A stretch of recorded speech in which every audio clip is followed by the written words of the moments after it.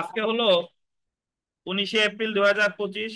আমাদের bar council preliminary batch 2025-এর 22তম ক্লাস, 52তম ক্লাস, সরি, 52তম ক্লাস এবং তামাদি আইনের 2য় ক্লাস। আগামী সপ্তাহের এই দিনে, মানে আগামী শনিবার এই দিনে আপনাদের ফলাফল কিন্তু নির্ধারণ করা হয়ে যাবে। পরীক্ষা দিয়ে আসবেন বিকেল বেলা আর রেজাল্ট দিয়ে দেবে ভোর রাতে। তো রেজাল্ট ইনশাল্লাহ ইনশাল্লাহ। আমি আশা যে আপনারা সবাই পাস করবেন ইনশাল্লাহ। তো কেউ হতাশ হন না, যার যে প্রস্তুতি থাকুক না কেন ইতিবাচক থাকেন এবং এই পরীক্ষার আগের মুহূর্ত পর্যন্ত নিজের সর্বস্ব দিয়ে চেষ্টা করেন। তো আমরা আজকে তামাদি আইনের তফসিলে যে 183টা অনুচ্ছেদ, এই 183টা অনুচ্ছেদ আলোচনা করব। গতদিন আমরা আলোচনা করেছিলাম তামাদি আইনের 1 থেকে 29 ধারা। তো তামাদি আইনে আপনারা জানেন মোট 3টা তফসিল আছে। 3টা তফসিলের মধ্যে দ্বিতীয় এবং তৃতীয় তফসিল বাতিল, বর্তমানে বলবৎ আছে প্রথম তফসিল, এবং প্রথম তফসিলে মোট 183টা অনুচ্ছেদ আছে। আর এই 183টা অনুচ্ছেদকে ভাগ করছে 3 ভাগে। প্রথম ভাবে আমরা একটু পড়ি, দেখেন। তামাদি আইনের প্রথম শিডিউল বা প্রথম তফসিল বা ফার্স্ট শিডিউল, তামাদি আইনের প্রথম তফসিলে গোল্ডেন 3টি বিভাগ উল্লেখ করা হয়েছে। তো এখান থেকে প্রশ্ন আসতে পারে যে প্রথম তফসিলে কয়টা বিভাগ আছে? 3টি। তো আমরা প্রথমে যদি দেখি, প্রথম বিভাগে আলোচনা করছে 1 থেকে 149, এবং এখানে আলোচনা করছে মকদ্দমা দায়েরের তামাদি মেয়াদ, লিমিটেশন ফর ফাইলিং সুটস। একটা দেওয়ানি মামলা দায়েরের তামাদি মেয়াদ, এটা 1 থেকে 149 অনুচ্ছেদ পর্যন্ত। দ্বিতীয় বিভাগ আপিল দায়েরের তামাদি মেয়াদ, লিমিটেশন ফর ফাইলিং আপিল, 150 থেকে 157 অনুচ্ছেদ, 150 থেকে 157 অনুচ্ছেদ। এটা হলো আপিল। এই আপিলটা দেওয়ানি আপিল হতে পারে, এই আপিলটা ফৌজদারি আপিল হতে পারে। তৃতীয় বিভাগ থার্ড ডিভিশন বিভিন্ন দরখাস্ত বা পিটিশন দায়েরের তামাদি মেয়াদ, লিমিটেশন বা ফাইলিং অ্যাপ্লিকেশন, এটা আছে 158 থেকে 183। তো আপনাদের এই 183টার মধ্যে আপনার এমন মানে হতাশাগ্রস্ত হওয়ার কোনো কারণ নাই যে 183টা আমি কিভাবে মনে রাখবো। অলরেডি আমরা অনেকগুলো সুনির্দিষ্ট প্রতিকার আইন বা দেওয়ানি ফৌজদারি আপিল বা দেওয়ানি কার্যবিধি পড়ার সময় অনেক অনুচ্ছেদ ইতিমধ্যে আমরা পড়ে ফেলেছি বা সেগুলোর সাথে আপনারা পরিচিত। তো আমরা বেছে বেছে কতগুলো পড়বো ইনশাল্লাহ, সেখান থেকেই আসবে আশা করি। তো জেনে রাখা ভালো, দেখেন যে তামাদি আইনের গোল দিবেন প্রথম তফসিলে উল্লেখিত সর্বোচ্চ তামাদি মেয়াদ হলো 60 বছর এবং সর্বনিম্ন তামাদি মেয়াদ হলো 7 দিন। আমাদের তামাদি আইনের যে প্রথম তফসিল, এই প্রথম তফসিলটা 101 থেকে 183। এই যে তামাদি মেয়াদ, এর মধ্যে সর্বোচ্চ যে তামাদি মেয়াদ সেটা হলো 60 ইয়ার, 60 বছর। আর সর্বনিম্ন কয়দিন? 7 দিন, 7 ডেজ। তাহলে দেখেন, সর্বোচ্চ তামাদি মেয়াদ উল্লেখ আছে 147 থেকে 149 অনুচ্ছেদে। 147 48 আছে বন্ধক, 149 আছে সরকার কর্তৃক মামলা। আর সর্বনিম্ন তামাদি মেয়াদ উল্লেখ আছে, গোল দিবেন 150 অনুচ্ছেদে মৃত্যুদণ্ডের বিরুদ্ধে আপিল। কতদিন? 7 দিন। মৃত্যুদণ্ডের বিরুদ্ধে আপিলের তামাদি মেয়াদ হলো 7 দিন। তো এই ধরনের প্রশ্ন আসতে পারে যে সর্বোচ্চ তামাদি মেয়াদ কত আছে, সর্বনিম্ন তামাদি মেয়াদ কত আছে। এখন আমরা এখানে একটা জিনিস দেখেন, তামাদি আইনের 1 থেকে 149 পর্যন্ত অনুচ্ছেদ পর্যন্ত বিভিন্ন মামলা দায়েরের তামাদি মেয়াদ উল্লেখ করা হয়েছে। 1 থেকে 149 পর্যন্ত তামাদি মেয়াদ গুলো হলো, এটা একটু আন্ডারলাইন করেন: 90 দিন, 6 মাস, 1 বছর, 2 বছর। 2 বছরের উপর একটু লেখেন 3 বছর। 2 বছরের উপর কি লিখবেন? 3 বছর। তারপর হলো 6 বছর, 12 বছর, 30 বছর, 60 বছর। এই প্যাটার্নে আছে, এর বাইরে আর নাই। মানে 1 থেকে 149 মামলা দায়েরের যে তামাদি মেয়াদ, এর ভিতর প্যাটার্নটা হলো সর্বনিম্ন আছে 90 দিন, তারপরে আছে 6 মাস, তারপরে 1 বছর, তারপরে 3 বছর, তারপর হ্যাঁ 2 বছর আছে, 6 বছর, 12 বছর, 30 বছর, 60 বছর। তো এটা মুখস্থ করার কিছু নাই, আমরা যদি এমনিতেই পড়ি বুঝবেন যে এই প্যাটার্ন ছাড়া 5 বছর একটাও নাই, 4 বছর নাই, বুঝতে পারছেন, 7 বছর নাই। তাহলে তামাদি আইনের প্যাটার্ন গুলো হলো 90 দিন, 6 মাস, 1 বছর, 2 বছর, 3 বছর, 6 বছর, 12 বছর, 30 বছর, 60 বছর। তো আমরা অনুচ্ছেদ পড়া শুরু করি, দেখেন। প্রথম অনুচ্ছেদটা বাতিল। দ্বিতীয় অনুচ্ছেদটা হলো যে অনুচ্ছেদ 2, দেশের প্রচলিত আইন অনুসারে কথিত কোনো কাজ করা বা করা হতে বিরত থাকার জন্য গোল দেবেন ক্ষতিপূরণের মামলা। 90 দিন যখন কাজটি বা কার্যবিরতি সংঘটিত হয়। দেশের প্রচলিত আইন অনুসারে যখন কোনো কাজ করা হয়, ওই কাজ দ্বারা যে ক্ষতিগ্রস্ত হয়, কোনো কাজ করা হয় বা কার্যবিরতি করা হয়, ওই কাজ বা কার্যবিরতি দ্বারা অ্যাক্টের ওমিশন, এক মানে হলো কাজ, ওমিশন মানে হলো কার্য বিরতি, ক্ষতিগ্রস্ত হয়, তাহলে তার 90 দিনের মধ্যে ক্ষতিপূরণের মামলা দায়ের করতে হবে। এখন এটার অর্থ কি? এটার অর্থ হলো যে ধরেন পুলিশ একজনে গ্রেফতার করতে যে আরেকজনে গ্রেফতার করে নিয়ে এসছে, তা প্রচলিত আইন অনুসারে পুলিশ কি করতে গেছে? গ্রেফতার করতে গেছে, কাজটা করছে। তাহলে যে ক্ষতিগ্রস্ত হয়েছে তার প্রতিকার হলো ক্ষতিপূরণের মামলা করা, কত দিনের মধ্যে? 90 দিনের মধ্যে। বুঝতেন? তাহলে 2 অনুচ্ছেদ সমান সমান কতদিন? 90 দিন বিবিআই। আমাদের এই যে মামলা দায়েরের সর্বনিম্ন তামাদি মেয়াদ এই 90 দিন, 2 অনুচ্ছেদ। এর কম আর তামাদি আইনে মামলা করার ক্ষেত্রে আর নাই। অনুচ্ছেদ 3-এ চলে আসি আমরা। সুনির্দিষ্ট প্রতিকার আইনের 9 ধারায় স্থাবর সম্পত্তি দখল পুনরুদ্ধার, এটা আমরা জানি সবাই মোটামুটি। অনুচ্ছেদ 3 বলছে সুনির্দিষ্ট প্রতিকার আইনের 9 ধারার তামাদি মেয়াদ কতদিন? 6 মাস। এই বাঁধন সাহেব বলেন তো, 9 ধারার তামাদি মেয়াদ 6 মাস, 9 ধারার মামলা কোর্ট ফি কি? কোর্ট ফি 9 ধারায় কি কোর্ট ফি? এক ভলিউম কোর্ট ফিসের অর্ধেক। এক ভলিউম কোর্ট ফিসের অর্ধেক। বিমল সাহেব বলেন তো, 8 ধারার মামলার তামাদি মেয়াদ কতদিন?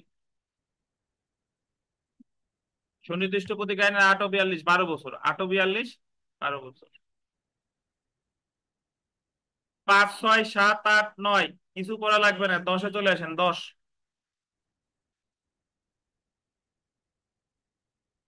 অগ্রক্রয়ের অধিকার, রাইট টু প্রিয়ামশন বা বলবতের মামলা। অনেকে, সময় তো খুব অল্প, অগ্রক্রয়ের মামলা হলো সবার আগে কেনার অধিকার। অগ্রক্রয়, অগ্র মানে কি? আগে আগে। ক্রয় মানে কি? কেনা।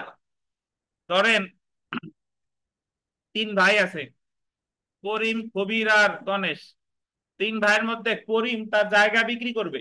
এখন এই জায়গা যদি কবির করিম বিক্রি করে, তাহলে সবার আগে কেনার অধিকার আছে কবির আর গণেশের। কবির আর গণেশের। কিন্তু করিম ইচ্ছা করে বিক্রি করে দিতে রতিন সাহেবের কাছে। তাহলে কবির আর গণেশ, ওই কবির আর গণেশ, ওই যে যে করিম যে বিক্রি করলো, করিম আর যার কাছে বিক্রি করছে, এদের বিরুদ্ধে কিসের মামলা করবে? অগ্রক্রয়। তো এই অগ্রক্রয়ের মামলার তামাদি মেয়াদ বলছে তামাদি আইনের 10 অনুচ্ছেদে, দেখেন। এবং এটার ইংরেজিতে কি বলে? প্রিএমশন। 1 বছর বললেন, 1 বছর।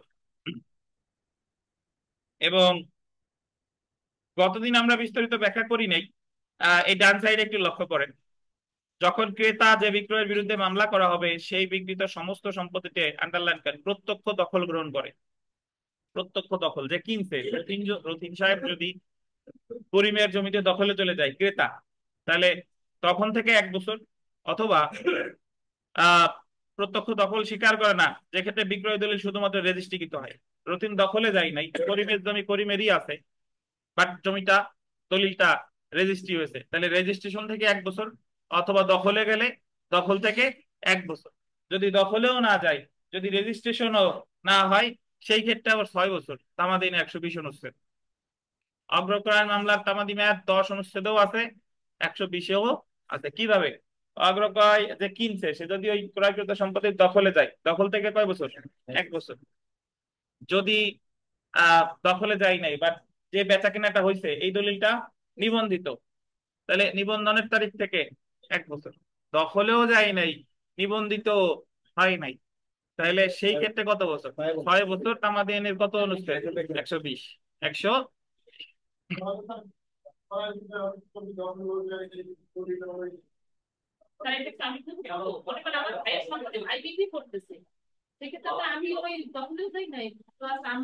দখলেও যায় নাই, নিবন্ধন হয় নাই। নিবন্ধন না হয় দলিল হইতে পারে না? বায়না চুক্তি হয়েছে না?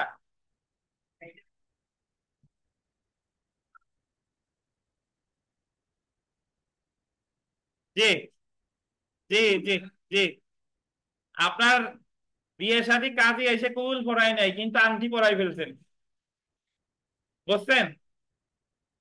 প্রেমিক জানতে পারেও অগ্র বিয়ের মামলা করবে। আচ্ছা, যদি সে জানতে পারতো বিয়ে হয়ে গেছে। আচ্ছা, না, এটা উদাহরণস্বরূপ বলতেছি, আবার এ বললেন না, মানে আপনাদের বোঝানোর সাথে অনেক কিছু বলা লাগে।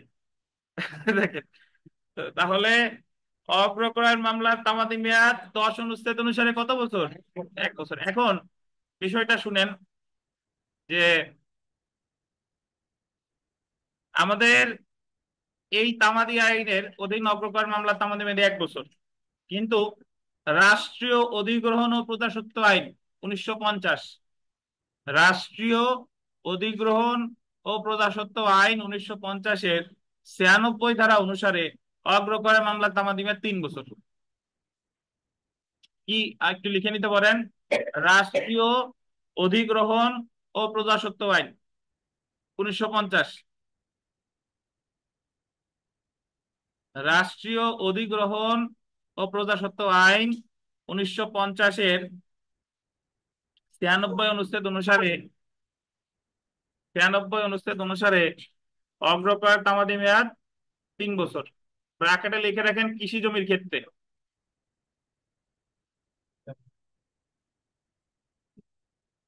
কৃষি জমির ক্ষেত্রে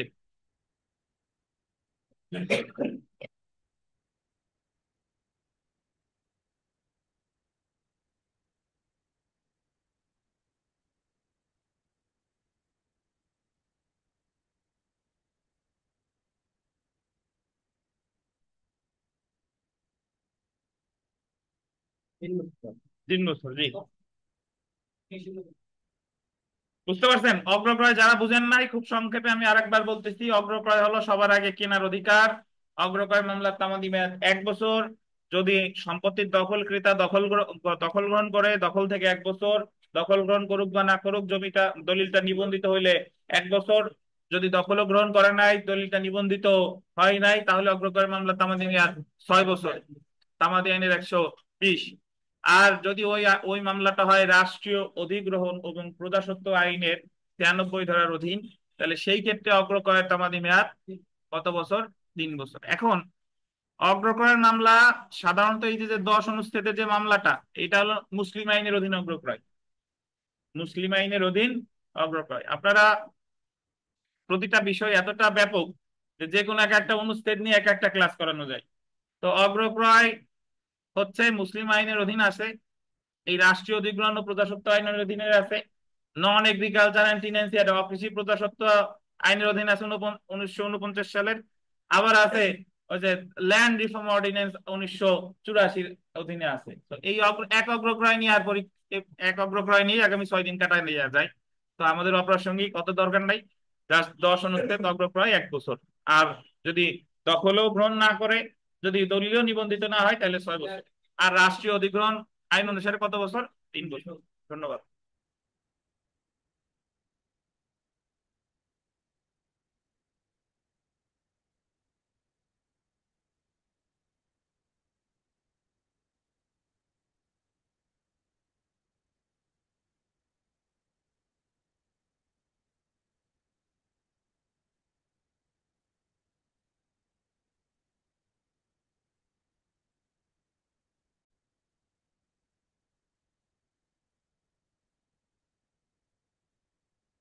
16 অনুচ্ছেদে চলে আসেন। 16টা একটু মনে রাখতে হবে যে বকেয়া রাজস্ব বা একইভাবে আদায়যোগ্য অন্য কোনো পাওনার জন্য গোল দিবেন রাজস্ব বিভাগ কর্তৃক দাবিকৃত অর্থ পুনরুদ্ধারের জন্য সরকারের বিরুদ্ধে মামলা।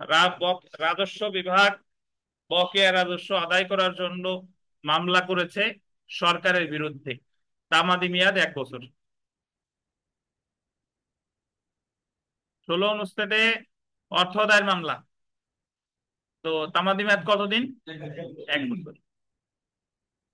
19-এ চলে আসেন। 19,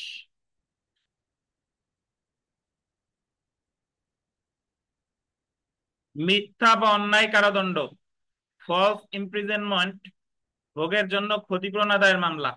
অনুচ্ছেদটা মনে থাক বা না থাক, মিথ্যা বা অন্যায় কারাদণ্ড হইলেই মনে করবেন কত বছর? 1 বছর। মিথ্যা বা অন্যায় কারাদণ্ড আমরা প্রায় পেপার পত্রিকায় দেখি যে একজন হাফিজরে ধরতে গিয়ে আর এক হাফিজরে ধরে নিয়ে গেছে, এবং সে এমনও আছে 20-25 বছর জেলও কেটে ফেলছে। তাহলে অ্যাকচুয়ালি তো তার কারাদণ্ড ভোগের কথা ছিল না, কিন্তু তারপরও নিয়তির নির্মম পরিহাসে সে কারাদণ্ড খেটে ফেলেছে। তো ওই মুহূর্তে তারপর ওই 19 বছর ফেরত পাবে না, তবে সে রাষ্ট্রের বিরুদ্ধে মামলা করতে পারে, ক্ষতিপূরণের মামলা, যার তামাদি মেয়াদ হবে কতদিন বলেন? 1 বছর। যখন কারাদণ্ড সমাপ্ত হয় তখন থেকে 1 বছরের মধ্যে। তো আপনি 19 অনুচ্ছেদ মনে রাখতে পারেন আর না পারেন, মিথ্যা বা অন্যায় কারাদণ্ড কত বছর? 1 বছর, এটা মনে রাখবেন। 23-এ চলে আসেন। 23, বিদ্বেষমূলক ভাবে ফৌজদারি সোপর্দের জন্য ক্ষতিপূরণ। কম্পেনসেশন ফর এ, আন্ডারলাইন করেন, ম্যালিশিয়াস প্রসিকিউশন। ম্যালিশিয়াস, ম্যালিশিয়াস মানে হলো বিদ্বেষ। বিদ্বেষমূলক ভাবে ফৌজদারিতে সোপর্দ করুন মানে অনেক সময় আমরা মানুষের বিরুদ্ধে মিথ্যা মামলা করি। ওই যে দণ্ডবিধি 211 ধারায় মামলা করে, মনে আছে? যে খালাস পাইছে সে মামলা করবে যে বাদীর বিরুদ্ধে 211 ধারায়। তাহলে যদি যেদিন থেকে আপনি খালাস পাবেন সেদিন থেকে বিদ্বেষমূলক ভাবে যদি আপনার ক্ষতিপূরণের মামলা করতে চান তাহলে করতে হবে 1 বছরের মধ্যে। 1 বছর। ডান সাইডে দেখেন, যেদিন থেকে বেকসুর, ল আছে, ল হবে কেটে র, র লেখেন, যখন বেকসুর খালাস হয় অথবা যখন মামলার অবসান ঘটে। যখন বেকসুর খালাস হয় অথবা যখন মামলার অবসান ঘটে।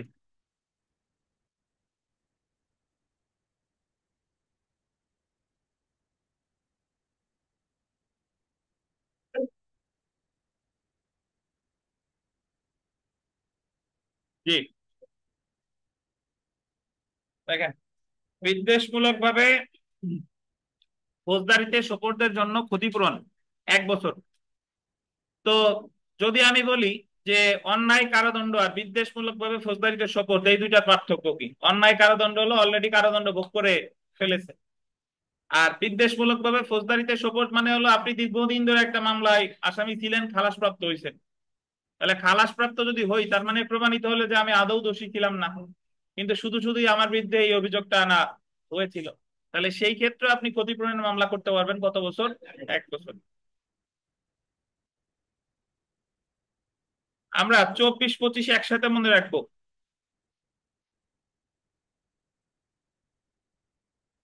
লিখিত গুচ্ছা, লাইবেল দ্বারা মানহানির ক্ষতিপূরণের মামলা। লিখিত গুচ্ছা আমরা জানি, মানহানির আমরা কোথায় পড়েছি দেখেন, আমরা মানহানি পড়েছি দণ্ডবিধির 499 ধারায়।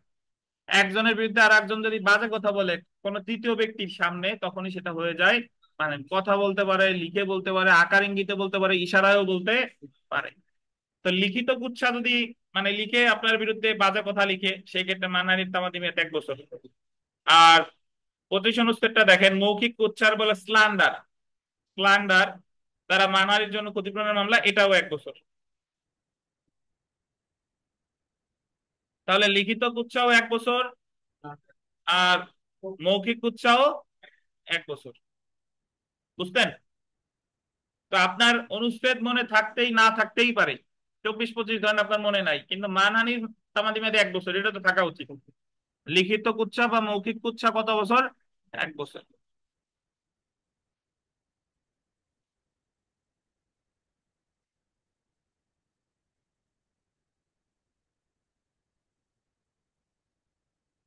এরপরে চলে আসেন 39।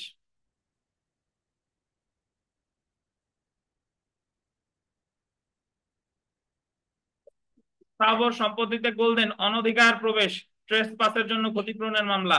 স্থাবর সম্পত্তিতে অনধিকার প্রবেশ, গোল দিবেন 3 বছর।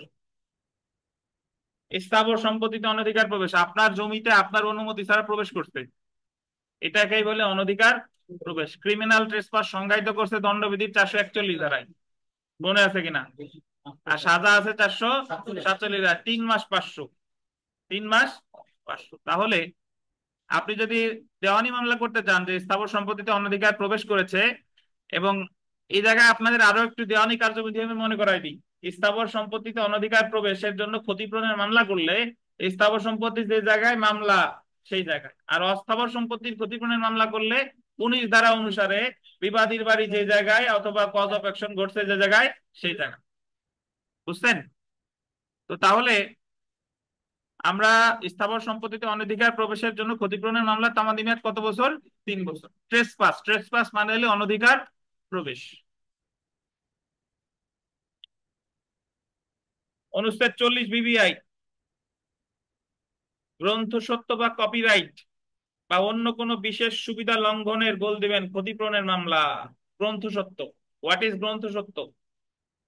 আপনি এই যে যে আইন পাঠ বইটা লিখছে জাহাঙ্গীর আলম সাহেব, এই কপিরাইট ওনার, গ্রন্থসত্ত্ব। তো সাধারণত কপিরাইট আলাদা একটা আইন আছে, যেখানে আপনি একটা গান সুর করছেন, এর গ্রন্থসত্ত্ব আপনি রাখতে পারেন, যে আপনার ভবিষ্যতে যাতে আপনার গানের সুর কেউ নকল না করে, বা আপনার গান যদি কেউ গাইতে চায় অবশ্যই আপনার কাছ থেকে অনুমতি নিতে হবে। যদি আপনার কাছ থেকে অনুমতি না নেয়, তাহলে তার বিরুদ্ধে কি করা যাবে? ক্ষতিপূরণের মামলা করা যাবে।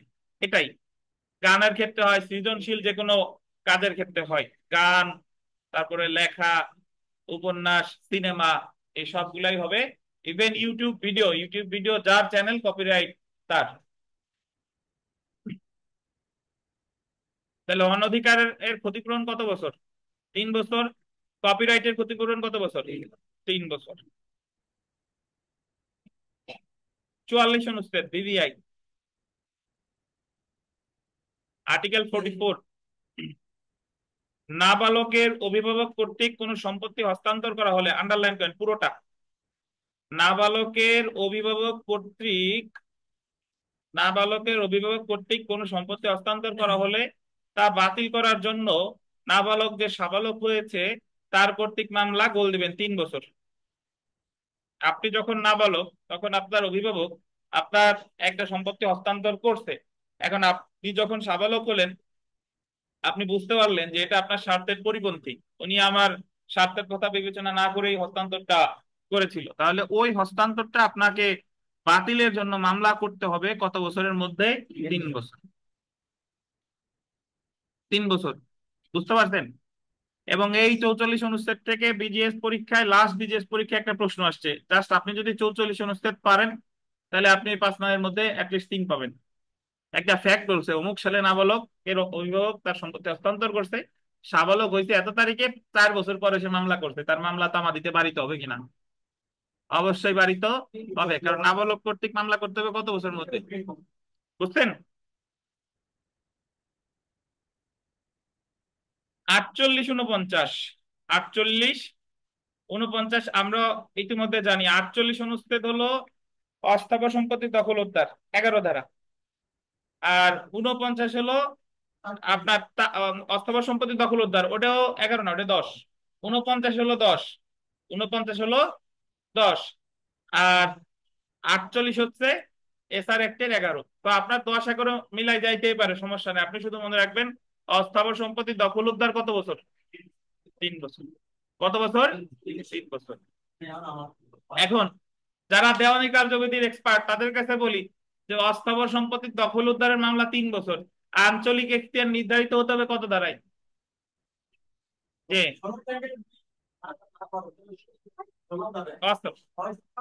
অস্থাবর সম্পত্তি উদ্ধার আঞ্চলিক এখতিয়ার কত ধারায়? 16 ধারায়। অস্থাবর সম্পত্তি উদ্ধার হইলে 16, অস্থাবর সম্পত্তি ক্ষতিপূরণ হইলে 19। অস্থাবর অস্থাবর সম্পত্তি উদ্ধার হইলে 16, অস্থাবর সম্পত্তির ক্ষতিপূরণ হইলে 19।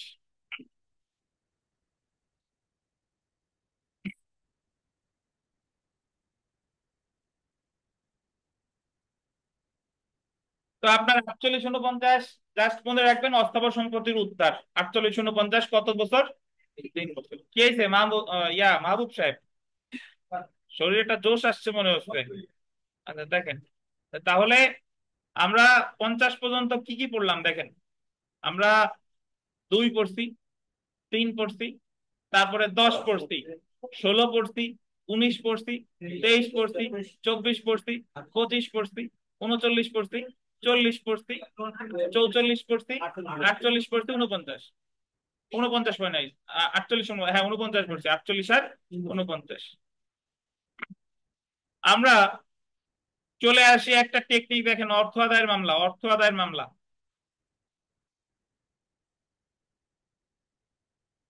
51 থেকে 64 অনুচ্ছেদ পর্যন্ত এবং 97, 111 অনুচ্ছেদে বিভিন্ন ধরনের, সরি, অর্থ আদায়ের মামলার জন্য তামাদি দায়েরের মেয়াদ উল্লেখ করা হয়েছে। অর্থ আদায়ের জন্য মামলা দায়েরের জন্য তামাদি মেয়াদ বল দিবেন 3 বছর। অর্থ আদায়, যদি কোথাও অর্থ আদায় কথাটা লেখা থাকে ধরে নিবেন মামলা দায়েরের তামাদি মেয়াদ কত বছর? তাদের যে অর্থই হোক না কেন। তবে এর দুইটা ব্যতিক্রম আছে। অনুচ্ছেদে অর্থ আদায়ের মামলা তামাদি মেয়াদ বললেন 1 বছর। অনুচ্ছেদে একটা অর্থ আদায়ের মামলা আছে, সেটা হলো 1 বছর। ওই যে রাজস্ব বিভাগ কর্তৃক সরকারের বিরুদ্ধে বকেয়া রাজস্ব আদায়ের মামলা, অর্থ আদায়, ওইটা হলো 16তে 1 বছর, আর 132-এ 12 বছর। তাহলে আপনি দুইটা জিনিস মনে রাখবেন, 16 আর 32 মনে রাখলে হচ্ছে 16তে 1 বছর আর 132-এ 12 বছর। আর এছাড়া আর যত অর্থ আদায়ের মামলা আছে আনকমন হইলেও অর্থ আদায় হইলেই কত বছর। এখন 16 কি আছে আমরা জানি। 16তে আছে যে রাজস্ব বিভাগ কর্তৃক সরকারের বিরুদ্ধে মামলা কিসে, কি আদায়ের জন্য, বকেয়া রাজস্ব। এখন আমরা একটু 132-এ চলে যাই, আসেন।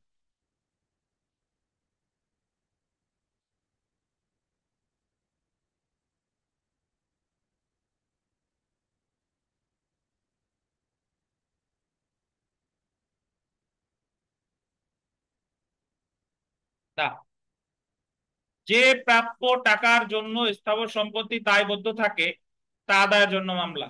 আন্ডারলাইন করেন, যে প্রাপ্য টাকার জন্য স্থাবর সম্পত্তি দায়বদ্ধ থাকে তা আদায়ের জন্য। হ্যাঁ, তো এটা ফরক্লোজার না, এটা রেডিমশন না। এটা হলো, ধরেন আপনার কাছে একজন স্থাবর সম্পত্তি রাখছে, রাখার পর আপনার কাছ থেকে 10 লাখ টাকা নিছে। এখন ওই 10 লাখ, আপনি তো তার জমি রাখতে চান না, তোমার জমি তুমি নিয়ে যাও, আমার নগদ 10 লাখ টাকা ফেরত দাও। তাহলে সেই ক্ষেত্রে আমি তার বিরুদ্ধে অর্থ আদায়ের মামলা করব কত বছরের মধ্যে, 12 বছর। বুঝছেন? এটা বন্ধকের ফরক্লোজারও না, এটা রিডিমশনও না, এটা হলো যে প্রাপ্য টাকার জন্য স্থাবর সম্পত্তি দায়বদ্ধ থাকে তা আদায়ের জন্য মামলা। আপনার কাছে একটা বাড়ি দখলে, বাড়ি রেখে বলছে যে ভাই আমার বাড়িতে তুমি বাস করো, এই বাড়ির বিনিময়ে তুমি আমার 10 লাখ টাকা দাও, 10 বছরের মধ্যে এই 10 লাখ টাকা দিয়ে আমি বাড়ি ভাড়া নিয়ে যাবো। এখন আপনি ওই বাড়ি বেচা কেনার মধ্যে নাই, আপনার দরকার টাকা, তো আমি বাড়ি, তোমার বাড়ি তুমি নিয়ে যাও, আমার টাকা আমারে দিয়ে যাও। তাহলে এই টাকা আদায়ের মামলা করতে হবে কত বছরের মধ্যে, 12 বছর। তাহলে আপনি মনে রাখবেন, 16 দুগুণ 100, 16 দুগুণ 32 হয়, আর এটা গেল 132। 16তে রাজস্ব বিভাগ কর্তৃক কার বিরুদ্ধে মামলা, সরকারের বিরুদ্ধে অর্থ আদায়ের মামলা কত বছর, 1 বছর। আর 132-এ যে প্রাপ্য টাকার জন্য স্থাবর সম্পত্তি দায়বদ্ধ থাকে সেটা আদায়ের মামলা 132-এ কয় বছর, 12 বছর। মাঝখানে 3টা সরাইলে 12 হয়ে যায়, সরাইলে তা। আর বাকি যত অর্থ আদায়ের মামলা আছে সব কত বছর, এই দুইটা মনে রাখবেন। আর বাকিগুলা মনে রাখার দরকার নাই, মনে রাখবেন আর বাকি যত অর্থ আদায়ের মামলা কত বছর, 3 বছর।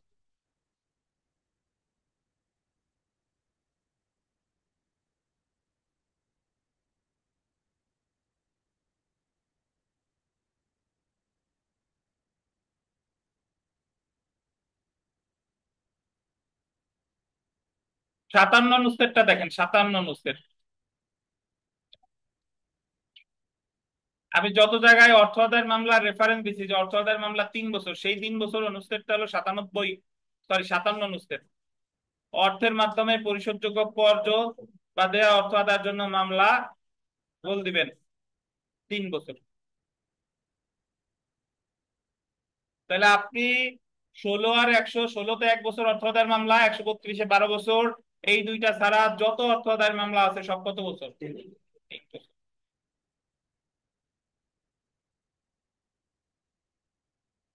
84-তে চলে আসেন, অনুচ্ছেদ 84, 84।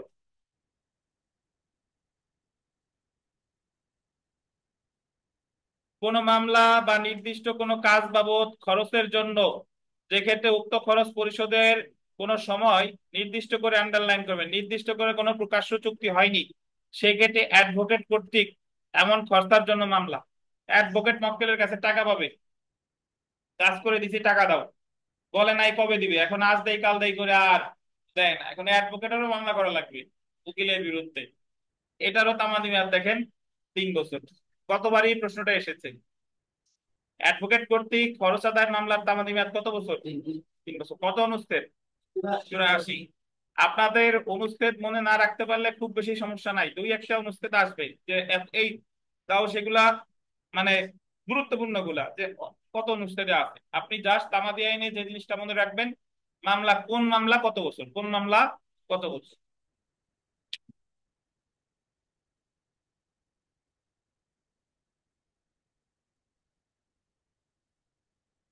আর দরকার নাই, আমরা আমাদের পরিচিত জায়গায় চলে আসি। 91 অনুচ্ছেদ, 91। তাহলে আমরা কিন্তু হাতে গোনা কয়েকটা অনুচ্ছেদ পড়ছি। দেখেন 90 এর মধ্যে আমি যদি আপনাদের বলি, এই যে প্রথমে পড়ছিলাম 2, কোন কাজ করা বা করা থেকে, সরকারি কাজ করা বা করা থেকে বিরত থাকলে ক্ষতিপূরণের মামলা কত বছর? 90 দিন। এখন কোন অপশনে যদি 90 দিন থাকে আর এক অপশন আছে 3 মাস, কোনটা তাকাবে? 90 দিন। আর যদি 90 দিন নাই থাকে, 3 মাস থাকে, তাহলে তাকাবে কোনটা? 3 মাস। ধন্যবাদ। এরপরে 3 অনুচ্ছেদে পড়ছি 9 ধারা মামলা তামাদি মেয়াদ কতদিন? 6 মাস। তারপরে চলে গেছি 10-এ, অগ্র প্রায় 1 বছর। তারপরে চলে আসছিলাম 16-তে, রাজস্ব বিভাগ কর্তৃক বকেয়া রাজস্ব আদায়ের মামলা সরকারের বিরুদ্ধে, 1 বছর। তারপরে চলে গেছিলাম 19, ওই যে অন্যায় ভাবে কারাদণ্ড, কারাদণ্ড কত বছর? 1 বছর ক্ষতিপূরণ। তারপরে চলে গেছিলাম 23, ম্যালিসিয়াস বিদ্বেষ প্রসূত ভাবে ফৌজদারি মামলায় ক্ষতিপূরণ মামলা তামাদি মেয়াদ কত? 1 বছর। তারপরে 24-25, 24-এ লাইবেল, 25-এ স্ল্যান্ডার। লাইবেল মানে লিখিত কুৎসা, আর স্ল্যান্ডার মানে মৌখিক কুৎসা, কত? 1 বছর। তারপরে চলে গেছিলাম 39, আপনার ট্রেসপাস। ট্রেসপাসের জন্য ক্ষতিপূরণ মামলা কত বছর? 3 বছর। তারপরে 40-এ পড়ছি কপিরাইট গ্রন্থ সত্য, কত বছর? 3 বছর। 44 পড়ছি নাবালক যে বাতিলের মামলা, কত বছর? 3 বছর। এরপরে আমরা চলে আসছি অর্থ আদায়ের মামলা। 16-তে 1 বছর, 132-এ স্থাবর সম্পত্তি যে কারণে দায়বদ্ধ হয়েছে সেই টাকা উদ্ধারের মামলা 12 বছর। এইগুলা ছাড়া আর যত অর্থ আদায়ের মামলা আছে সব কত? 3 বছর। তারপরে এই যে এসে আমরা পড়লাম অ্যাডভোকেট কর্তৃক খরচ আদায়ের মামলা 84 অনুচ্ছেদে কত বছর? 3 বছর। 48-49, জি, ওটাও 3 বছর। অস্থাবর সম্পত্তি 3 বছর। আচ্ছা, অনুচ্ছেদ 91-তে আসেন।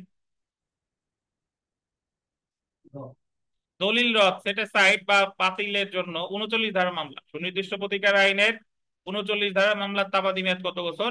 3 বছর। দলিল মনে আছে? 39 ধারায় সুনির্দিষ্ট প্রতিকার আইনে 39 ধারায় দলিল বাতিলের মামলা। এখন আমরা জানি, যখন আপনার বিরুদ্ধে কোনো জাল দলিল তৈরি করা হয়, তখন আপনার প্রতিকার হলো 2 প্রকারের। এক হলো হয় আপনি দলিল বাতিলের মামলা করবেন, না হয় অবৈধ জাল মর্মে ঘোষণা। আমি আপনাদের শিখাইছিলাম যে ক্ষতিগ্রস্ত পক্ষ যদি ওই জাল দলিলের একটা পক্ষ হয় তাহলে দলিল বাতিলের মামলাই করতে হবে। পক্ষ হই বা না হই, যদি ওই জাল দলিলটা কি হয়, নিবন্ধিত হয়, তাহলেও দলিল বাতিলের মামলা করতে হবে। এখন যদি বলেন যে স্যার নিবন্ধিত হইলে ঘোষণামূলক মামলা করা যাবে না, হ্যাঁ যাবে, কিন্তু সেই ক্ষেত্রে আবার 42-এর সাথে চাইতে হবে কি? 39। তো 92 অনুচ্ছেদটা দেখেন। 92 অনুচ্ছেদ, ইস্যুকৃত বা আন্ডারলাইন কমেন্ট রেজিস্ট্রিকৃত কোন দলিল জাল বলে ঘোষণার জন্য মামলা। তাহলে আপনি যদি রেজিস্ট্রিকৃত দলিল জাল বলে ঘোষণা করেন, তামাদি মেয়াদ কতদিন? 3 বছর। না, 42, 42-এ মামলা করতেছেন, কিন্তু এটার সাথে আবার আনুষঙ্গিক প্রতিকার হিসেবে 39 চাইতে হবে। 93 দেখেন, 93, বাদীর বিরুদ্ধে যে দলিল বলবৎ করার প্রয়াস নেওয়া হয়েছে তা জাল বলে ঘোষণা। আপনি জাস্ট মনে রাখবেন, জাল দলিলটা যদি নিবন্ধিত হয় তাহলে 92-তে 3 বছর, আর নিবন্ধিত যদি না হয় তাহলে 93-তে কত বছর? 3 বছর। জি, 93-তেও 42 ধারারই মামলা।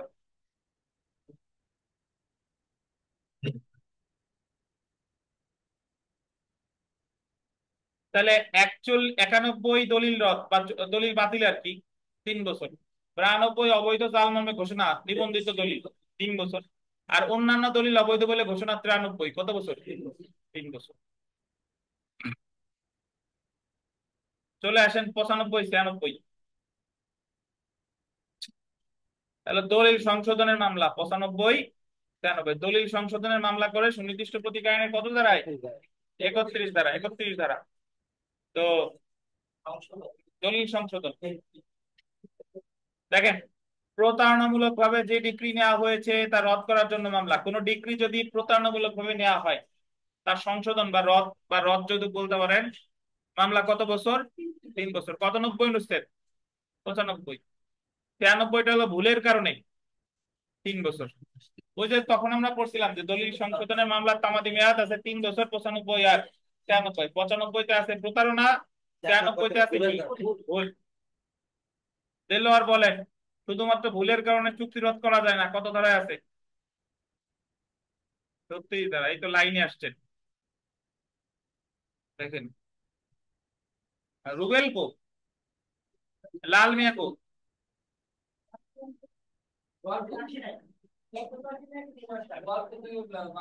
বরকত সাহেব তো না আসলে সমস্যা নাই, পড়াশোনা করলে বাসায় বসে করলে হবে। দেখেন 103, দেখেন 103 বিবিআই, অবিলম্বে পরিশোধযোগ্য এক্সিজিবল দাওয়ার উজ্জ্বল মোহর। উজ্জ্বল মোহর মানে হলো যা অবিলম্বে পরিশোধ করবে।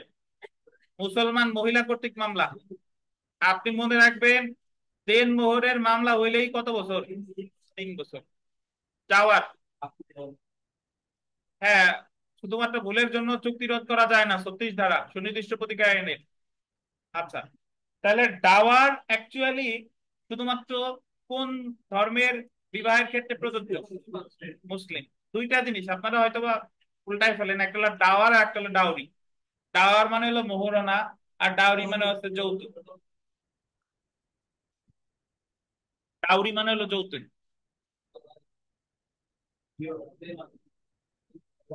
এই হোসেন কারি, দেরিতে আসলেন কেন?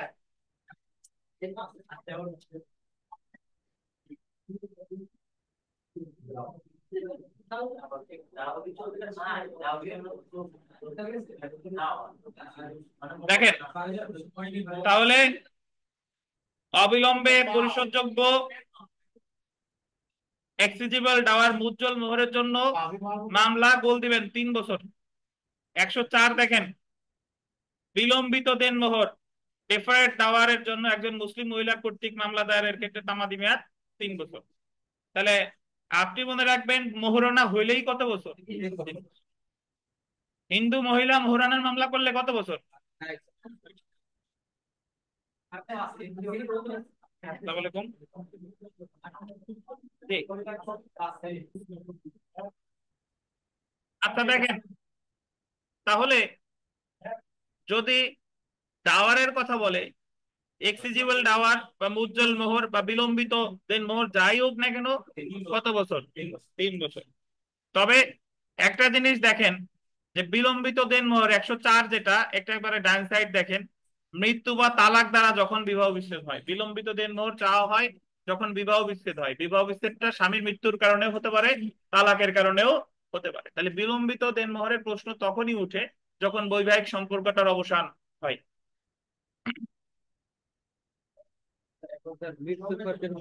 মহিলা ডিভোর্স দেখ, যে ডিভোর্স দেখ, দেনমোহর তার একটা অবিচ্ছেদ্য অধিকার অবশ্যই পাবে।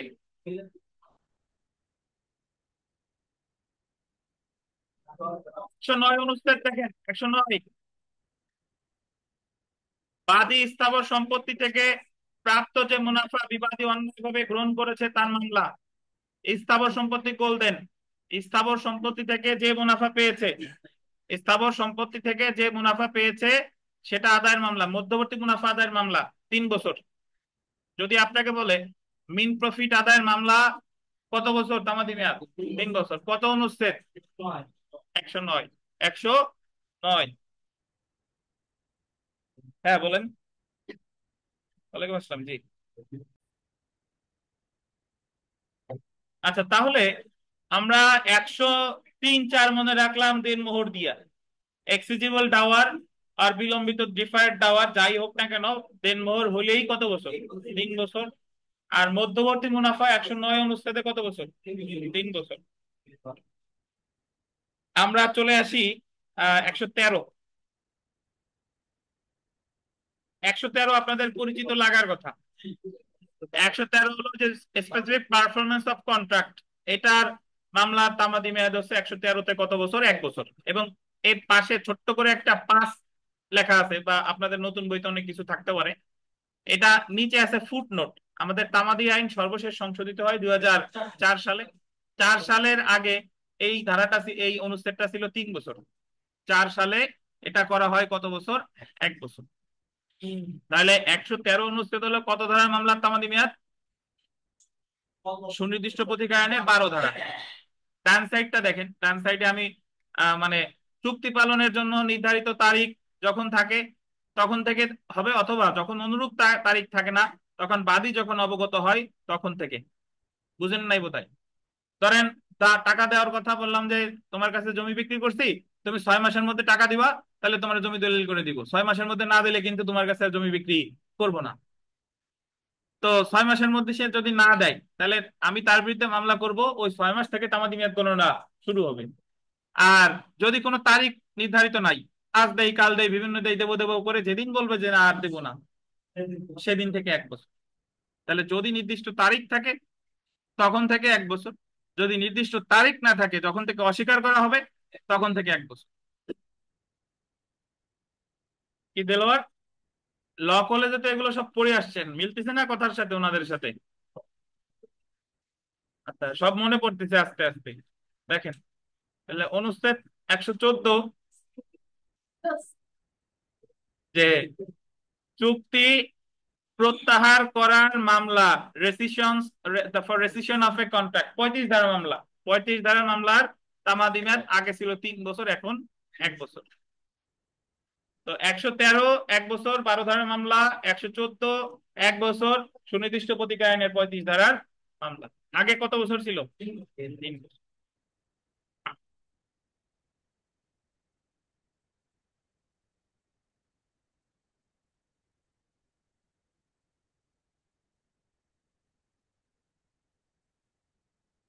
তো 15 অনুচ্ছেদটা একটু দেখেন।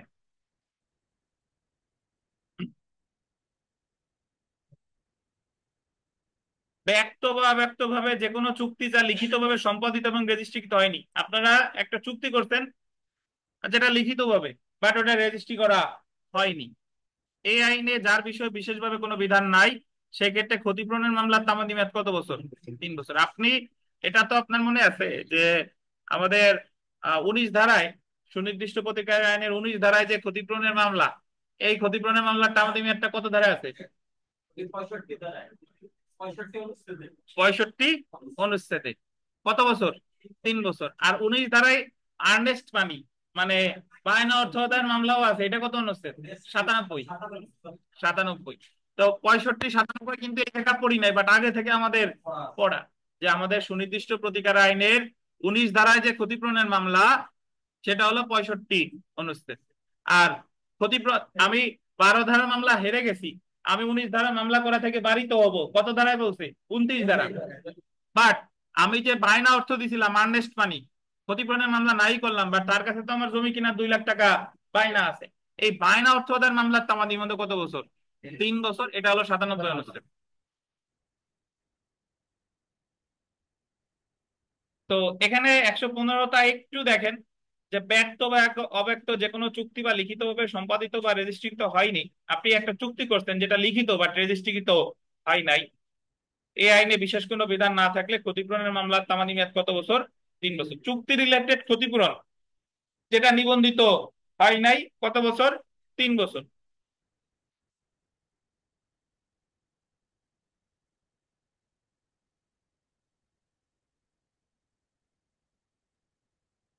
যদি নিবন্ধিত হয় চুক্তিটা, সেক্ষেত্রে ক্ষতিপূরণের মামলা 6 বছর। 116, এই দুটো একটু নতুন আপনাদের জন্য, একটু মন বলতেছে আসতে পারে।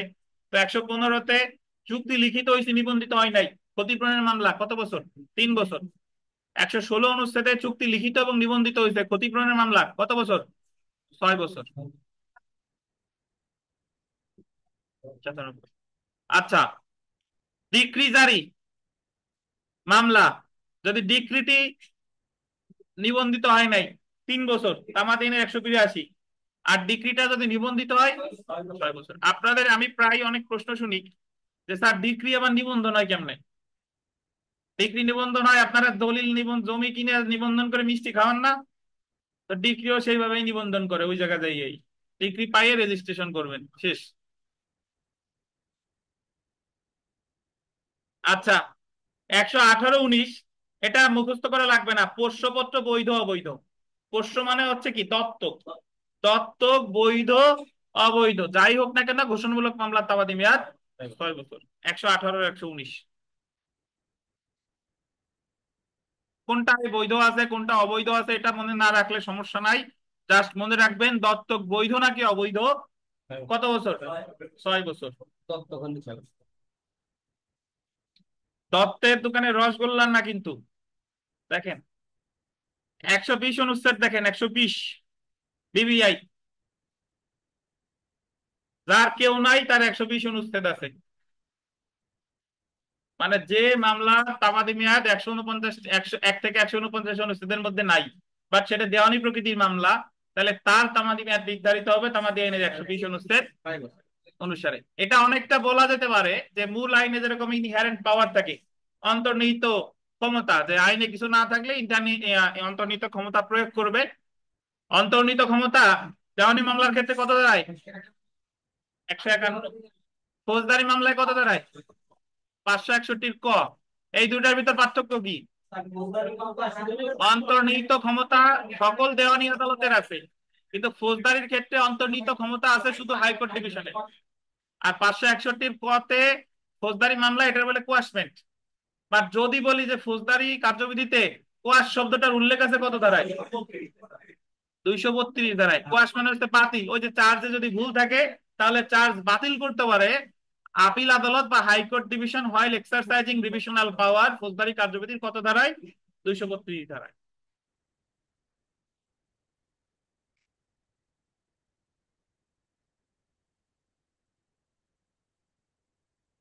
তাহলে যারা বুঝতেছেন না যে এরা কত পারে, আমি কি অবস্থায় আছি, মনে মনে ভাবতেছেন, আপনার হতাশার কোনো কারণ নাই। আপনি জাস্ট বর্তমানে যেটা পড়েছে 120 পড়ে, ঘোষণামূলক মামলা, যে মামলার তামাদি মেয়াদ উল্লেখ নাই সেই মামলার তামাদি মেয়াদ 120 অনুচ্ছেদ অনুসারে কত বছর? 6 বছর। এই জায়গায় কতগুলো আপনি লিখতে পারেন, যেমন নিষেধাজ্ঞার মামলা, তারপরে অগ্রগ্রহের মামলা, এরপর এছাড়াও যে সকল মামলা তামাদি মেয়াদ উল্লেখ নাই সেগুলাই কত? 120। কত বছর? 6 বছর।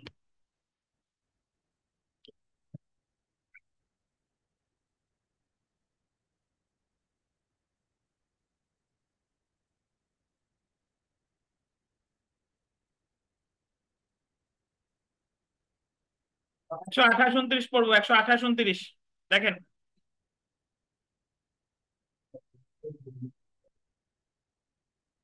বকেয়া খোরপোশ লাভের ঘোষণার জন্য গোল দিবেন হিন্দু কর্তৃক মামলা।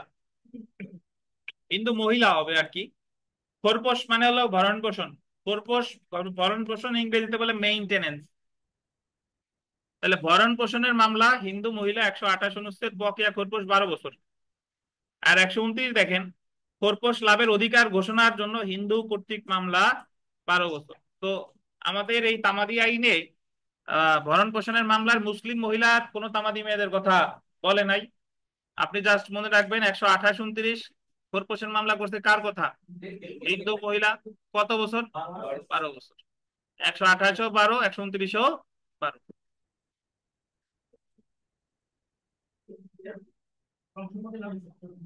বংশগত পদলাভ পড়েন, এটা তো আমরা অলরেডি জানি যে বংশগত পদলাভ মানেই 12 বছর। 124টাও দেখেন, বংশগত পদলাভ হেরিডিটারি অফিস 12 বছর।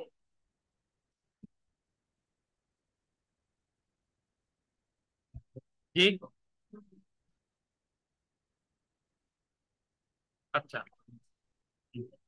দেখেন তাদের যে কোনো একটা ধর্ম অ্যাডাপ্ট করতে হবে, হয় তারা মুসলিম হবে নাহলে হিন্দু হবে। আর তার মুসলিম হিন্দু কিছু না হইলেই তাদের বিয়েটা হবে স্পেশাল ম্যারেজ অ্যাক্টের অধীন। দেখেন যাই হোক, আহ অনুচ্ছেদ 132 একটু আগেই পড়লাম যে প্রাপ্য টাকার জন্য স্থাবর সম্পত্তির দায়বদ্ধ থাকে, সেই টাকা আদায়ের মামলার তামাদি মেয়াদ কত বছর? 12 বছর।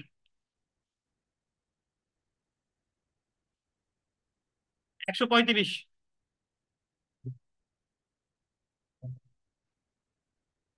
বন্ধকি স্থাবর সম্পত্তির দখল নেওয়ার জন্য বন্ধক গ্রহীতা কর্তৃক অন্য আদালতে দায়েরকৃত মামলা। আপনার কাছে ব্যাংকে বন্ধক রাখছে সম্পত্তি, এখন ব্যাংক ওই সময় ওই সম্পত্তি বিক্রি করতে চায় না, বাট ওই সম্পত্তির দখল নিতে চাই, যে আমি বন্ধক গ্রহীতা, আমি দখল নিতে চাই। তাহলে এই দখল কর্তৃক, বন্ধক গ্রহীতা কর্তৃক দখল নেওয়ার মামলা তামাদি আইনের কত অনুচ্ছেদ? 135-এ কত বছর? 12 বছর। একটু বোঝা দরকার। ফরক্লোজারের মামলা আর রিডিমশনের মামলা 147 48 একটু চলে আসে, 147 অনুচ্ছেদ আর 148 অনুচ্ছেদ। বন্ধকের আর একটা বাংলা রেহেন, বন্ধকের ইংরেজিতে মর্গেজ। আর প্লিজ, PLEDG, প্লিজ বলে, প্লিজের এটাও বন্ধক, বা ওটা হলো অস্থাবর সম্পত্তির বন্ধক। না জানলে সমস্যা নাই, প্লিজেও বন্ধক, বা ওটা কি অস্থাবর সম্পত্তি।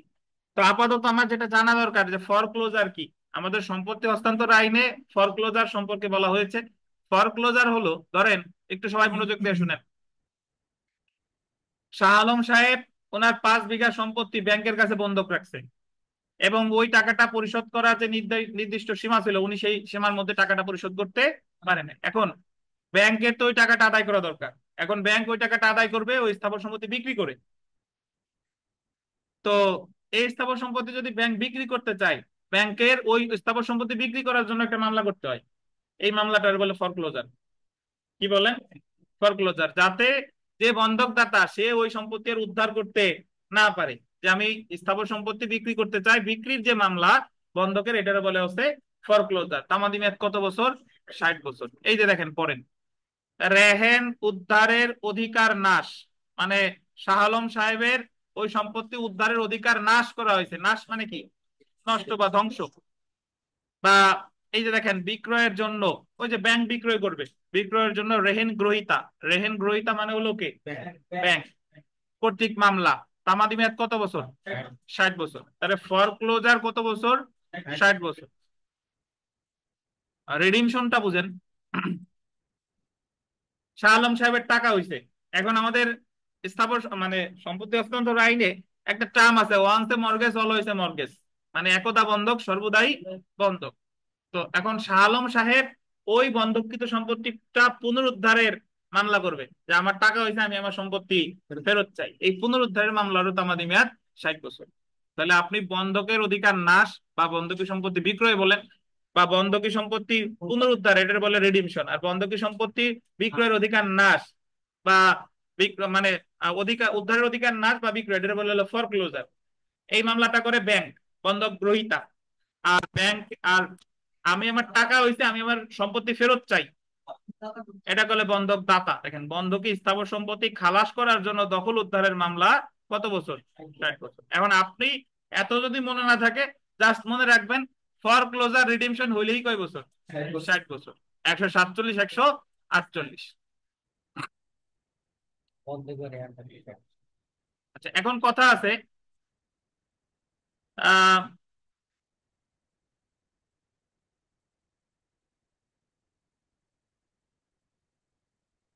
বন্ধক, বন্ধক দেখলেই 60 তাকাবেন, বাট একটা কথা আছে, 35 135টা দেখেন।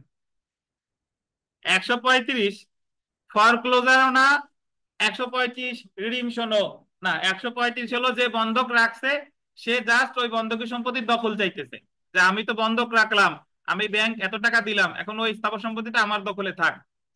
এই দখল পুনরুদ্ধারের যে মামলা, সেটার তামাদি মেয়াদ হলো 135-এ কত বছর? 12 বছর।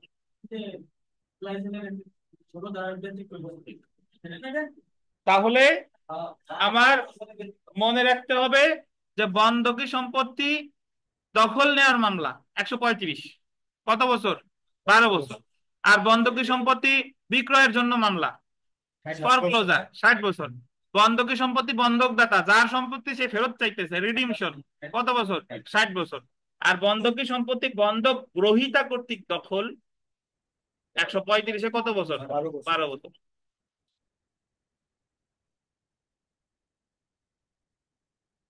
পেঁচাপেচি নাই, রিডিমশন ফরক্লোজার হইলে 60 বছর। আর বন্ধকি সম্পত্তির দখল উদ্ধার বন্ধক গ্রহীতা কর্তৃক 12 বছর। কত অনুচ্ছেদ? 135। যখন পরীক্ষার হলে দেখবেন আইসে গেছে, তখন খুশিতে তাকাবেন যে এই তো পড়ছিলাম, মনে পড়ছে।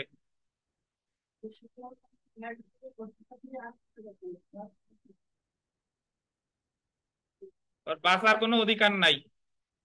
দেখেন, ওই আশেপাশে যদি কোনো গাছ থাকে পরীক্ষার হলে, তাহলে ওই সাথে সাথে গলায় দড়ি মরে যেতে হবে। অনুচ্ছেদ 142, মানে মরা যাবে না, প্রতীকী অর্থে গলায় দড়ি নিতে। আবার আমার বিরুদ্ধে মামলা করবেন যে ইনি প্ররোচিত করতেছে। তো অনুচ্ছেদ 100 42 এটা আমরা জানি যে সুনির্দিষ্ট প্রতিকার আইনের 8 ও 42 ধারার মামলার তামাদি মেয়াদ স্থাবর সম্পত্তির দখলের উদ্ধারী ব্যক্তি কর্তৃক 8 ও 42 ধারা তামাদি মেয়াদ 12 বছর। কত অনুচ্ছেদ? 142। আর 142টা হলো তখন যখন আপনি দখলে ছিলেন বেদখল করছে, দখলে ছিলেন বেদখল করছে, সত্য অস্বীকার করছে। তাহলে 142-এ কত বছর? 12 বছর। এখন আমি চলে আসি 144। 144-এ বলছে যে আপনি আপনি মালিক, বাট আপনি বেদখল হন নাই। এই যে দেখেন, স্থাবর সম্পত্তি দখলের জন্য তৎসংশ্লিষ্ট কোনো স্বার্থ যার সম্পর্কে এই আইনে কোনো বিশেষ বিধান নাই। আপনি মালিক, বাট আপনি কিসে নাই? দখলে নাই, কিন্তু আপনার সত্য অস্বীকার করতেছে। ওই যে আপনি ফ্ল্যাট কিনছেন, একটা বাড়ি কিনছেন, 10টা ফ্ল্যাট আছে, এখন আপনি যখন বাড়ি দখল নিতে গেলেন, 2টা ফ্ল্যাট বলতেছে যে এটার মালিক তারা, 2টা ফ্ল্যাট ওনার। তো তাদের বিরুদ্ধে আপনি 842 ধারা মামলাই করবেন 12 বছরই, বাট এই 12 বছর 144, যেহেতু আপনি দখলে ছিলেন না। আর যদি আপনি দখলে ছিলেন, জোর জবরদস্তি করে টেনে হিসেবে আপনারে বের করছে, তখন 842-এর মামলাই করবেন 12 বছর, বাট তখন এটা কত? 142।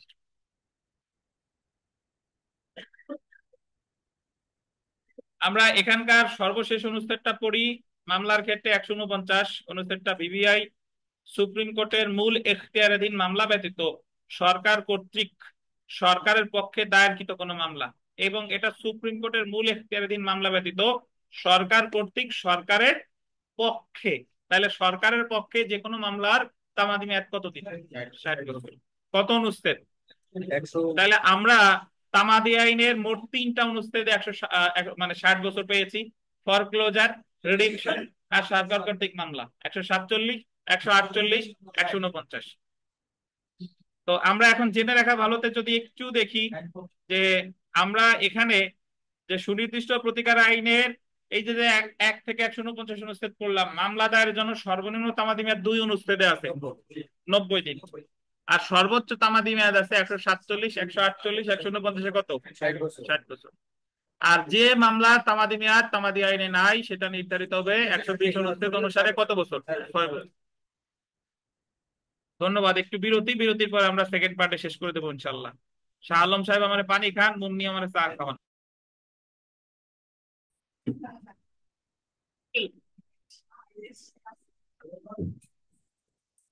দ্বিতীয় বিভাগ, আপিল সংক্রান্ত তামাদি মেয়াদ 150 থেকে 157। আন্ডারলাইন করেন, 150 থেকে 157। আমরা প্রথমে পড়বো 150। দায়রা আদালত কর্তৃক অথবা মূল ফৌজদারি এখতিয়ার প্রয়োগকালে হাইকোর্ট কর্তৃক প্রদত্ত গোল দিবেন মৃত্যুদণ্ডাদেশের বিরুদ্ধে আপিল 7 দিন। 150 বিবিআই,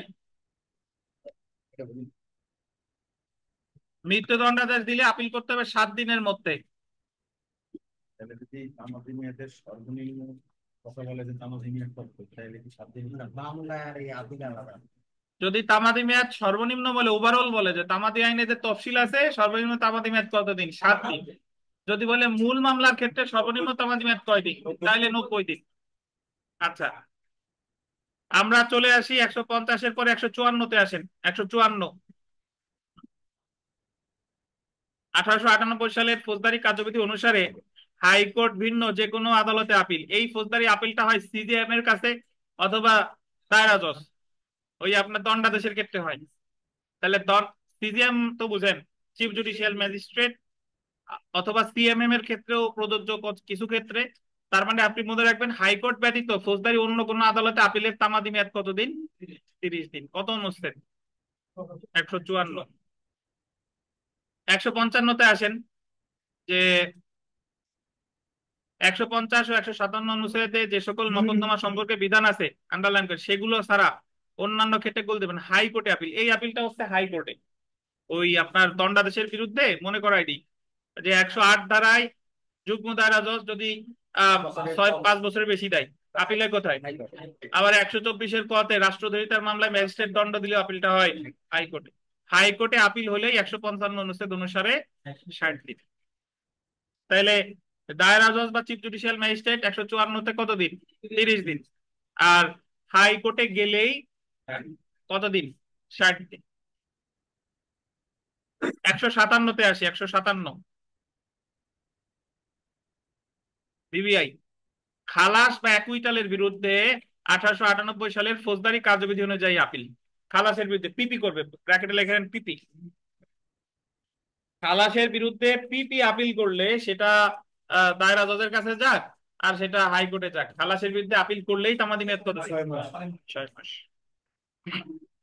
বলেন বলেন। না পিপিতে আচ্ছা, আপাতত জিআর মনে রাখেন, জিআর সিআর উভয়ই প্রাথমিকভাবে জিআর। জি। আচ্ছা, তো আমার এখানে 4টা অনুচ্ছেদ আমরা সিরিয়ালি পড়ছি, আপনি এইভাবে পড়বেন। মৃত্যুদণ্ডাদেশের বিরুদ্ধে আপিল 150-এ কয়দিন? 7 দিন। হাইকোর্ট ভিন্ন অন্যান্য জায়গায় আপিল 154-তে 30 দিন। হাইকোর্টে আপিল 155-তে 60 দিন। আর খালাসের বিরুদ্ধে পিপি আপিল করবে 6 মাস। এটা খালাসের বিরুদ্ধে আপনাদের মনে আছে কিনা? খালাসের বিরুদ্ধে আপিল করা যায় দায়রা জজের কাছে আর হাইকোর্ট বিভাগে। ম্যাজিস্ট্রেট খালাস দিলে দায়রা জজ, আর যে কোনো দায়রা আদালত খালাস দিলে হাইকোর্ট বিভাগ। দায়রা আদালত মিন্স দায়রা জজ আদালত, অতিরিক্ত দায়রা জজ আদালত, যুগ্ম দায়রা জজ আদালত। তো এরপরে আমি মনে রাখবো 152, 156। দেওয়ানি মামলায় আপিল আপনাদের মনে করাই দিই। দেওয়ানি মামলায় যে সকল মামলার মূল্যমান 5 কোটি টাকার কম, 5 কোটি টাকা পর্যন্ত আর কি, সেই মামলার আপিল হবে জেলা জজের কাছে। 152-তে বলতে 30 দিন। দেখেন 1908 সালের দেওয়ানি কার্যবিধি অনুসারে জেলা জজের আদালতে আপিল কতদিন? 30 দিন। 152-র পরে আমি মনে রাখবো 156। দেওয়ানি কার্যবিধির অধীন 151, 153 অনুচ্ছেদে যে সকল মকদ্দমা সম্পর্কে বিধান আছে সেগুলো ছাড়া অন্যান্য ক্ষেত্রে আপিল হাইকোর্ট বিভাগে আপিল। হাইকোর্ট বিভাগে আপিল দেওয়ানি মামলায় 5 কোটি টাকার বেশি হইলে আপিল, ওই আদেশ বা ডিক্রির বিরুদ্ধে আপিল যায় কোথায়? হাইকোর্টে। তামাদি মেয়াদ 90 দিন বলবেন। তাহলে আপনারা যে ভুলটা করেন যে হাই ফৌজদারি মামলা হলে হাইকোর্টে 60 দিন, আর দেওয়ানি মামলা হলে হাইকোর্টে কয়দিন? 90 দিন। ফৌজদারি হইলে 60 দিন, আর দেওয়ানি হইলে 90 দিন। দেওয়ানি হলো 152 আর 156।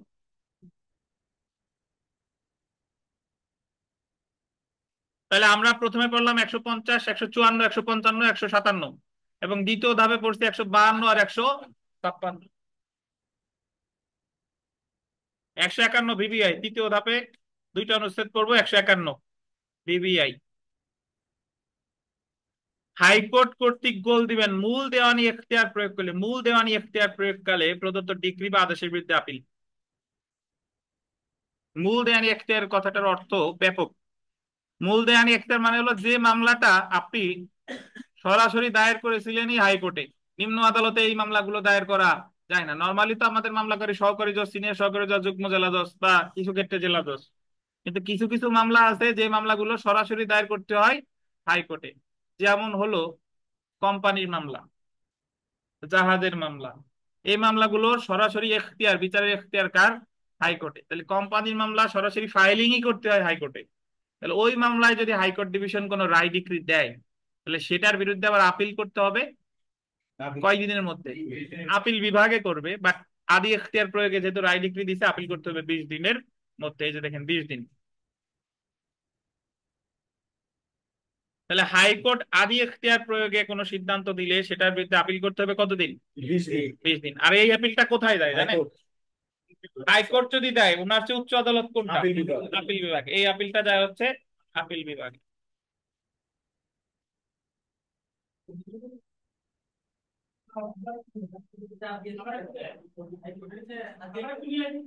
হাইকোর্ট বিভাগ, হ্যাঁ মিলাবো মিলাবো, সেটা তো মিলাবানি আগে থেকে।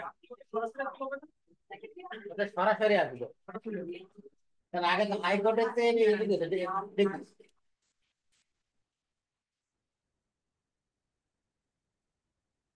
আপনি আপাতত এত জটিলের কাজ নাই। হাইকোর্ট বিভাগ আদি এখতিয়ার প্রয়োগে সিদ্ধান্ত দিলে আপিল যে জায়গায় খুশি সেই জায়গা যাক 20 দিন।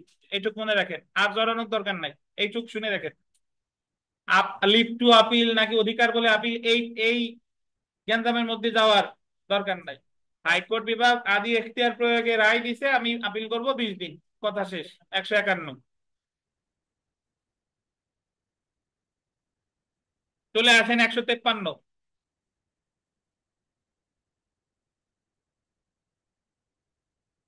অধীনস্থ কোন আদালত আপিল বিভাগে, অধীনস্থ কোন আদালত এই শব্দটা বলবেন, অধীনস্থ কোন আদালত আপিল বিভাগে লিভ টু আপিল প্রত্যাখ্যানের কোন আদেশের বিরুদ্ধে হাইকোর্ট বিভাগে আপিল 30 দিন। আমরা দেওয়ানি কার্যবিধির 45 আদেশ এবং 109 থেকে 112 ধারায় আলোচনা করেছে আপিল বিভাগে আপিল। হাইকোর্টের কোন আদেশ বা ডিক্রির বিরুদ্ধে আপিল বিভাগে আপিল করা যায়। এখন আপিল বিভাগে আমি দেওয়ানি মামলার ক্ষেত্রে যদি আপিল করতে চাই, আগে ওই যে যে অধীনস্থ আদালত, যে আদালতের মামলা, সেই আদালতে গিয়ে আমাকে সার্টিফিকেট নিতে হবে যে আমি আপিল বিভাগে আপিল করতে চাই, আমার একটা সার্টিফিকেট দেন যে এই মামলায় আপিল বিভাগে আপিল করার যোগ্যতা আমার আছে। এখন ওই আদালতে যদি আমি সার্টিফিকেট চাই, আপনাদের মনে থাকা উচিত সার্টিফিকেট যদি দিয়ে দেয় যে যাও তুমি আপিল করো, তাহলে আমার জামানত দিতে হবে 6 সপ্তাহের মধ্যে। ওই জায়গায় পড়ছিলাম কত সপ্তাহ, 6 সপ্তাহ। আর আমি সার্টিফিকেট চাইছি বাট অধীনস্থ আদালত আমার সার্টিফিকেট দেয় নাই, তাহলে ওই প্রত্যাখ্যান করছে, আমার দরখাস্ত কি করেছে, প্রত্যাখ্যান করেছে, তখন ওই দরখাস্ত প্রত্যাখ্যান যে করছে এটার ক্ষেত্রে আবার আপিল করব হাইকোর্ট বিভাগে। কত দিনের মধ্যে? 30 দিনের মধ্যে। তামাদিয়ানের কত অনুচ্ছেদ? 153। 153, তাহলে 153 আপিলটা কিন্তু আপিল বিভাগে হচ্ছে না, এটা হচ্ছে হাইকোর্ট বিভাগে, হাইকোর্ট বিভাগে। এখন যতগুলো আমরা পড়ছি সেইগুলো আমি একটু আপনাদের মিলাই দিই, দেখেন যে সিরিয়ালে আমরা পড়লাম সেটা একটু মিলাই দিই। ও আর একটা বিষয় হলো যে আপনাদের অনলাইনে যারা আছেন আপনারা অনেক ক্ষেত্রে পাকনামি করেন, আপনারা দেওয়ানি কার্যবিধি এমনি পড়ে পারেন না, আবার আসেন যে সংশোধনী পড়তে হবে। সংশোধনী পড়তে হবে আপনাদের কোন ছাগল বলছে? সংশোধনী তো এখনো আমাদের, আপনাদের সিলেবাসে সংশোধনী আছে, সংশোধনী তো এখনো এটা আপনাদের পড়ার কোনোই প্রয়োজন নাই। বেশি বুঝলে সমস্যা, জীবনে কিছু কিছু ক্ষেত্রে কম বুঝেন। আপনি যদি ইভিডেন্স অ্যাক্টের সংশোধনী নাও পড়েন, বা ইভিডেন্স অ্যাক্টের সংশোধনী থেকে হাইস্ট গেলে একটা প্রশ্ন আসতেও পারে, নাও পারে, তা সংশোধনীর জন্য আমি ওই জায়গায় আমার অন্য জিনিস মানে আমার মাথা থেকে আউলাই কেন ফেলবো? আপনি আগে আপনার বেসিক ঠিক করেন যে আমার জামা কাপড় ঠিক আছে কিনা, কথা খারাপ শোনা গেলেও আগে জামা কাপড় ঠিক করেন, হাতে আংটি গলায় হার এইগুলা বাদ দেন, আগে ছেঁড়া জামা কাপড় বাদ দিয়ে ভালো জামা কাপড় পরেন। হাতে আংটি গলায় হার এইগুলা টিপ এগুলা পরে সাজেন, এগুলো হলো সেই জিনিস। তো আপনার এই সংশোধনী এগুলা বাদ দেন, গ্রুপে আজাইরা কোনো কথা বলবেন না। সংশোধনী মংশোধনী এগুলা কে বলছে? আপনাদের দিন ভরে আমি পড়াচ্ছি, আপনারা কবে হয়েছে সংশোধনী আপনারা সেই সংশোধনী পড়বেন? কি অ্যাডভান্স হয়েছেন মানে আপনারা, দেখেন। আর এই কদিন পারলে ফেসবুকে পোস্ট দেখা বাদ দেন। আচ্ছা, অনেক কথা। তাহলে আমরা 150-এ বলতে মৃত্যুদণ্ডের বিরুদ্ধে আপিল কতদিন? 7 দিন। 154-তে বলছে যে হাইকোর্ট ভিন্ন ফৌজদারি মামলায় অন্যান্য জায়গায় আপিল, দ্যাট মিনস মানে সিজিএম অথবা সিএমএম অথবা দায়রা জজ বা মহানগর দায়রা জজ কতদিন? 30 দিন। হাইকোর্ট বিভাগে আপিল দণ্ডাদেশের ক্ষেত্রে 155-তে কয়দিন? 60 দিন। আর খালাসের বিরুদ্ধে পিপির আপিল 157-তে কয়দিন? সেটা দায়রা জজের কাছে হোক, সেটা হাইকোর্ট বিভাগে হোক। দ্বিতীয় ধাপে আমরা পড়ছি 152, দেওয়ানি মামলার ক্ষেত্রে আপিল 152 অনুচ্ছেদে, জেলা জজ আদালতে কতদিন? 30 দিন। আর দেওয়ানি মামলার ক্ষেত্রে হাইকোর্ট বিভাগে আপিল 156-তে কতদিন? 90 দিন। বুঝছেন? তৃতীয় ধাপে আমরা পড়ছি 151। 151-তে বলছে হাইকোর্ট বিভাগ আদি এখতিয়ার প্রয়োগে যদি কোনো আদেশ বা ডিক্রি দেয় সেই ক্ষেত্রে আপিল করতে হবে 20 দিনের মধ্যে।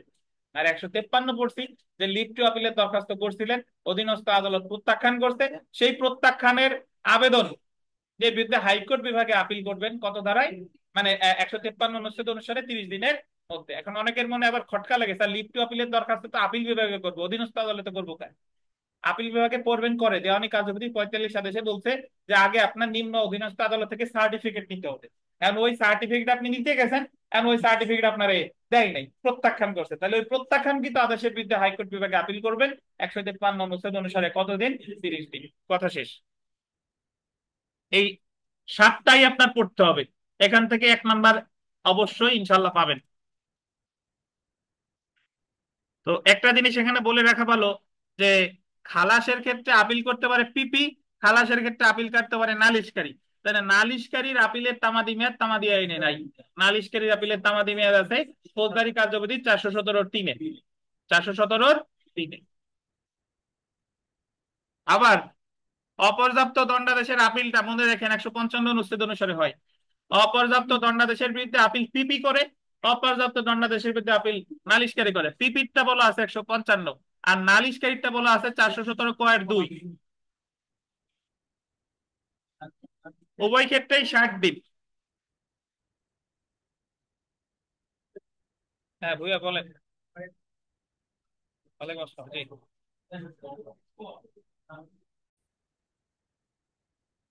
ভাই তাহলে আপনি আপিলের এই 60টা যদি পড়েন এখান থেকে 1-2 মার্ক পাওয়ার খুবই সম্ভাবনা আছে। আমরা চলে আসি থার্ড ডিভিশন, তৃতীয় ভাগ, অ্যাপ্লিকেশন।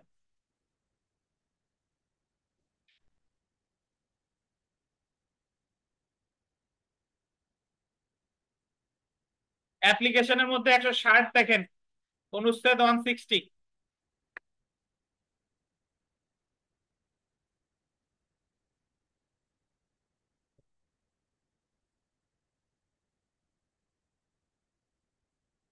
আরিফ সাহেব কই পড়তেছে? দেখেন আপনাদের আসলে সিরিয়াসনেস হলো না। দেখেন, পুনরীক্ষণ দরখাস্তের শুনানিকালে দরখাস্তকারীর হাজির হতে ব্যর্থ হলে বা গড় হাজিরার ফলে প্রত্যাখ্যিত দরখাস্ত পুনর্বহালের আবেদন 15 দিন। এটা একটু বুঝতে হবে। আপনি রিভিউ আবেদন করছেন, রিভিউ আবেদনের যেদিন শুনানি সেই দিন আর আপনি আসেন নাই, তাহলে আপনার রিভিউ আবেদনের দরখাস্ত আপনার গড় হাজিরার কারণে প্রত্যাখ্যান হয়েছে, রিজেক্টেড হয়েছে। গড় হাজিরা মানে হলো নন অ্যাপিয়ারেন্স, অ্যাবসেন্ট। অ্যাবসেন্টের বাংলা কি? গড় হাজিরা, অনুপস্থিত। তাহলে আপনি রিভিউ এর শুনানির সময় আসেন নাই, আপনার রিভিউ দরখাস্ত প্রত্যাখ্যান হয়েছে। তাহলে সেই ক্ষেত্রে আপনি রিভিউ দরখাস্ত পুনর্বহালের আবেদন করতে হবে কত দিনের মধ্যে? 15 দিন। 160 দেখেন, পুনর্বহালের আবেদন কত দিনের মধ্যে? 15 দিন। 161 VBI, ক্ষুদ্র এখতিয়ার সম্পন্ন আদালত কোনো সিদ্ধান্ত দিলে রিভিউ করতে হবে 15 দিন। ক্ষুদ্র এখতিয়ার সম্পন্ন আদালত কোনো সিদ্ধান্ত দিলে রিভিউ করতে হয় 15 দিন। রিভিউ আমি একটু বলে দিই, মনে আছে কিনা আপনাদের, যে আপিল বা রিভিশন করে উচ্চ আদালতে, আর রিভিউ করে যে আদালত সিদ্ধান্ত দিছে সে আদালতে। তাহলে মনে রাখবেন, ক্ষুদ্র এখতিয়ার সম্পন্ন আদালত সম্পর্কে আমাদের দেওয়ানি কার্যবিধিতে বলেছে 7 ধারায়, আর আদেশ কত? 50। মনে নাই? বহুবার পরীক্ষায় আসছে 7 ধারা আর আদেশ কত? 50। ক্ষুদ্র এখতিয়ার সম্পন্ন আদালত যদি কোনো সিদ্ধান্ত দেয় রিভিউ করতে হবে কতদিন? 15 দিন। তাহলে একটু আগে যেটা পড়লাম, যে রিভিউ আবেদন নামঞ্জুর হয়েছে, নামঞ্জুর করলে সেটা পুনর্বহালের আবেদন করবেন কতদিন? 15 দিন। ক্ষুদ্র এখতিয়ার সম্পন্ন আদালতে রিভিউ করবেন কতদিন? 15 দিন। 162 VBI, হাইকোর্ট আদি এখতিয়ার প্রয়োগকালে যে সিদ্ধান্ত দিয়েছে সেটার বিরুদ্ধে পুনরীক্ষণ বা রিভিউ। হাইকোর্টের আদি এখতিয়ার এর আগে একটা পড়ছে 151, হাইকোর্টের আদি এখতিয়ার 151-তে আপিল 20 দিন, আর হাইকোর্টের আদি এখতিয়ারের ক্ষেত্রে রিভিউ এটাও 20 দিন। তো আপনি মনে রাখবেন, হাইকোর্টের আদি এখতিয়ার হলেই রিভিউ হোক আর আপিল হোক কতদিন? 20 দিন। আপিলের কথা বলা আছে 151, আর রিভিউর কথা বলা আছে 162। বুঝছেন? হাইকোর্টের আদি এখতিয়ার আর একটা পাবো সামনে, VBI। আচ্ছা, তাহলে 173-এ চলে আসেন। 173,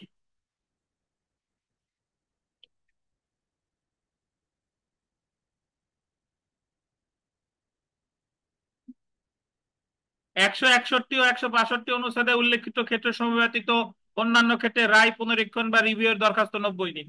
161-তে ক্ষুদ্র এখতিয়ার সম্পন্ন আদালত 15 দিন, 162-তে হাইকোর্ট আদি এখতিয়ারের ক্ষেত্রে রিভিউ 20 দিন। এই দুইটা রিভিউ ছাড়া আর যত রিভিউ আছে কয়দিন? 90 দিন। আর বাকি রিভিউ গুলো হবে 173 অনুচ্ছেদে। বলেন তো, সহকারী জজের কাছে রিভিউ কত অনুচ্ছেদে? 173। জেলা আদালতের কাছে রিভিউ 173। ইভেন হাইকোর্ট বিভাগ যদি অ্যাপিলেট পাওয়ার বা রিভিশনাল পাওয়ার প্রয়োগে কোনো সিদ্ধান্ত দেয় সেটা রিভিউ 173। আর হাইকোর্ট ডিভিশন শুধু আপিল প্রয়োগে দিলে সেই ক্ষেত্রে 20 দিন। এটা হলো কত? 162। তাহলে আমার রিভিউ রিলেটেড 3টা, আর রিভিউ অর্ধেক রিভিউ আছে একটা। 160-এ বলছে রিভিউ আবেদন নামঞ্জুর গড় হাজিরার কারণে নামঞ্জুর হইলে রিভিউ আবেদন পুনর্বহালের আবেদন 160-এ 15 দিন। স্মল কজ আদালত কর্তৃক রিভিউ করতে হবে 161-তে 15 দিন। হাইকোর্ট বিভাগ আদি এখতিয়ার প্রয়োগে সিদ্ধান্ত দিলে রিভিউ করতে হবে 20 দিন। আর অন্যান্য সকল রিভিউ 173-এ কতদিন? 90 দিন। রিভিউ যেন মনে থাকে। তাহলে আপিল আছে 150 থেকে 157, রিভিউ আছে 160, 61, 62, 73। যদিও 160-টা রিভিউর মধ্যে পড়ে না, বাট মনে রাখেন রিভিউ শব্দটা যেহেতু আছে। আর আমাদের তামাদি আইনে রিভিশনের তামাদি মেয়াদ সংক্রান্ত কোনো বিধান নাই। রিভিশনের মানে আমরা 183টা অনুচ্ছেদ যদি পর্যবেক্ষণ করি, কোথাও রিভিশনের তামাদি মেয়াদ নাই। তাহলে রিভিশনের তামাদি মেয়াদ কোনটা প্রযোজ্য হবে? উচ্চ আদালতের নজির অনুসারে আপিলের যে তামাদি মেয়াদ, সেই তামাদি মেয়াদ। বুঝছেন? তাহলে পরীক্ষায় যদি প্রশ্ন আসে যে নিম্নের কোনটির তামাদি মেয়াদ সম্পর্কে এই তামাদি আইনের অনুচ্ছেদে উল্লেখ নাই, রিভিশন। বাট রিভিশনের ক্ষেত্রে কি তামাদি আইন প্রযোজ্য? অবশ্যই প্রযোজ্য। তামাদি মেয়াদ নাই, তামাদি আইন প্রযোজ্য না, রিভিশনের দরখাস্ত বিলম্ব হইতে 5 ধারায় দরখাস্ত দিতে পারবেন না? অবশ্যই পারবেন। হ্যাঁ, রিভিশনের ক্ষেত্রে ডেফিনেটলি তামাদি আইন প্রযোজ্য, কিন্তু রিভিশনের তামাদি মেয়াদ তামাদি আইনে নাই।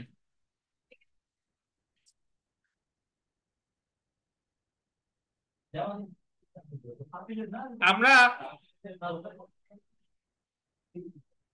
173, 164 দেখেন, সরি 163, 164 পড়বো।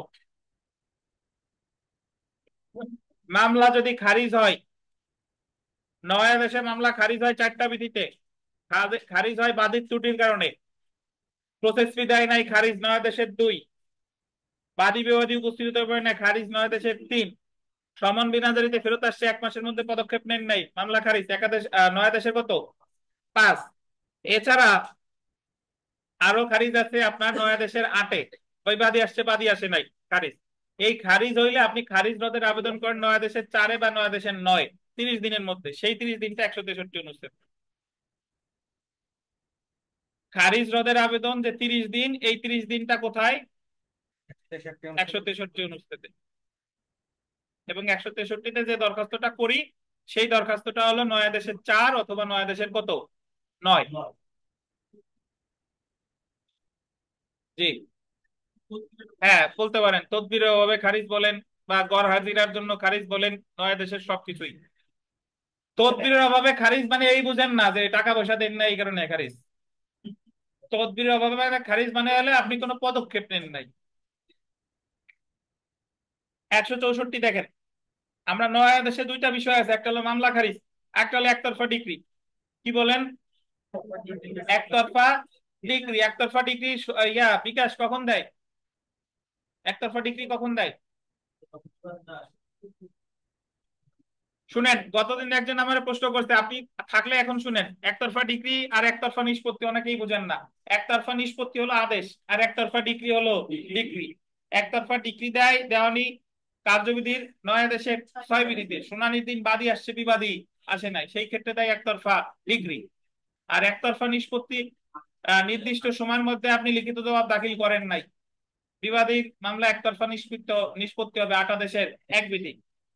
বিবাদী সময়ের আবেদন করছিল, আদালত বলছে ঠিক আছে সময়ের আবেদন মঞ্জুর করলাম, তুমি অ্যাডজনমেন্ট কস্ট দাও। অ্যাডজনমেন্ট কস্ট দেয় নাই, তাহলে 17 দেশের 1 বিধিতেও বিবাদীর মামলা একতরফা নিষ্পত্তি হবে। একতরফা নিষ্পত্তি আছে 8 দেশের 1, 17 দেশের 1। আর একতরফা নিষ্পত্তি কোনো আপনার আপিল যোগ্য, মানে আপনি জাস্ট মনে রাখেন একতরফা নিষ্পত্তির ভিত্তিতে প্রতিকার রিভিশন রিভিশন। আর একতরফা ডিক্রি পুরা দেওয়ানি কার্যবিধিতে এক জায়গায় আছে, 9 দেশের কত? 6। তো একতরফা ডিক্রির বিরুদ্ধে আপনি যে রদের আবেদনটা করবেন, সেটা হলো 9 দেশের কত বিধি? 13। এই রদের আবেদনটাও করতে হবে 30 দিনের মধ্যে। তাহলে মামলা খারিজ রদ 163, 30 দিন। একতরফা ডিগ্রি রদ 164, কতদিন? 30 দিন। ইংলিশটা আন্ডারলাইন করেন, to set aside an order of ex parte. Set aside মানে কি করা? রদ করা বা বাতিল করা, সেট অ্যাসাইড।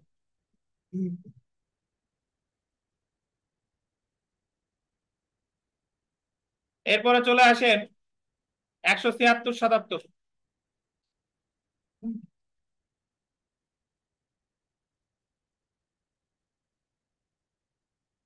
176 77-এর পাশে লেখেন কাই মোকাম। কাই মোকাম।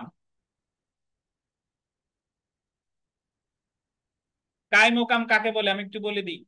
বাদী মারা গেছে বা আপিলকারী মারা গেছে, তার বৈধ প্রতিনিধি পক্ষভুক্ত হবে 22 3 বিধিতে। বিবাদী মারা গেছে বা প্রতিবাদী মারা গেছে, তার বৈধ প্রতিনিধি পক্ষভুক্ত হবে 22 4 বিধিতে। 22 3-এ যে পক্ষভুক্তি হয়েছে এটা 176 অনুসারে 90 দিন। আর 22 4-এ যে পক্ষভুক্ত হয়েছে এটা 177 অনুচ্ছেদ অনুসারে 90 দিন। তাহলে এই যে বাদী বা আপিলকারী, বিবাদী বা প্রতিবাদী, তাদের বৈধ প্রতিনিধি পক্ষভুক্ত হওয়ার যে প্রক্রিয়া, এটারই কি বলে কায়মোকাম। আর কায়মোকাম আছে 22 3 আর 4 বিধি। 22 3-এর মেয়াদ বলছে 176 অনুচ্ছেদে, 22 4-এর মেয়াদ বলছে 177 অনুচ্ছেদে। তাহলে কায়মোকামের মেয়াদ কতদিন? 90 দিন। এই যে দেখেন, মৃত বাদী বা আপিলকারীর আইনগত প্রতিনিধিকে পক্ষভুক্ত করার জন্য দেওয়ানি কার্যবিধির অধীন দরখাস্ত, মৃত বিবাদী বা প্রতিবাদীর আইনগত প্রতিনিধিকে পক্ষভুক্ত করার জন্য দেওয়ানি কার্যবিধির অধীন দরখাস্ত। তাহলে বাদী বা আপিলকারী হইলে 176, বিবাদী বা প্রতিবাদী হইলে কত? 177। যারা এতটুকু মনে রাখতে পারবেন না, বৈধ প্রতিনিধি পক্ষভুক্ত হবে 90 দিনের মধ্যে, এটারে কি বলে? কায়েম মোকাম। 176 আর 177। 170-এ চলে আসেন। 171, সরি, 171-এ আসেন।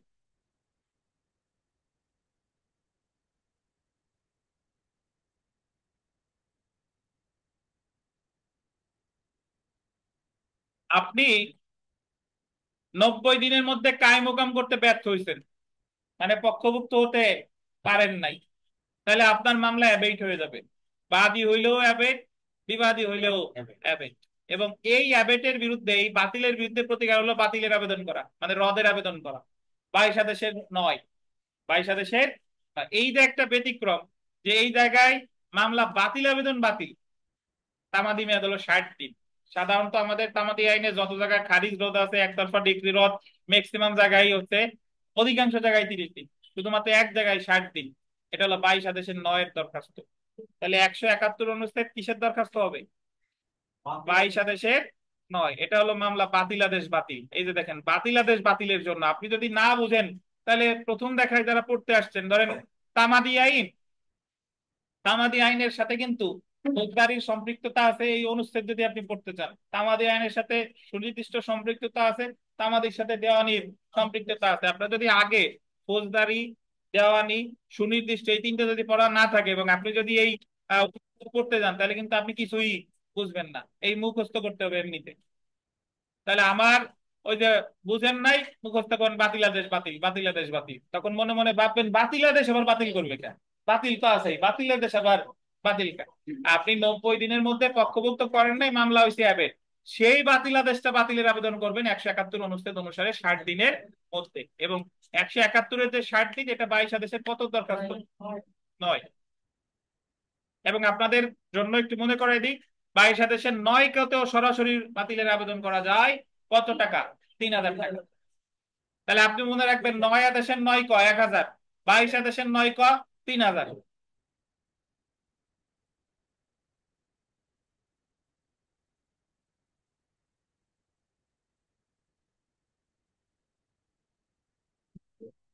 166টা দেখেন, 166,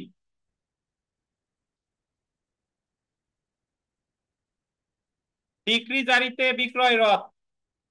ডিক্রি জারি যদি করা হয় নিলাম জারিতে, নিলাম জারিতে, ডিক্রি জারিতে যে নিলাম হয়, তো নিলাম হওয়ার পর যদি মনে করেন যে ম্যাটেরিয়াল ইরেগুলারিটি আর ফ্রড আছে, গুরুত্বপূর্ণ অনিয়ম বা প্রতারণা আছে, তাহলে দায়িক ওই বিক্রয় রদের আবেদন করে 21 আদেশের 89 বা 90।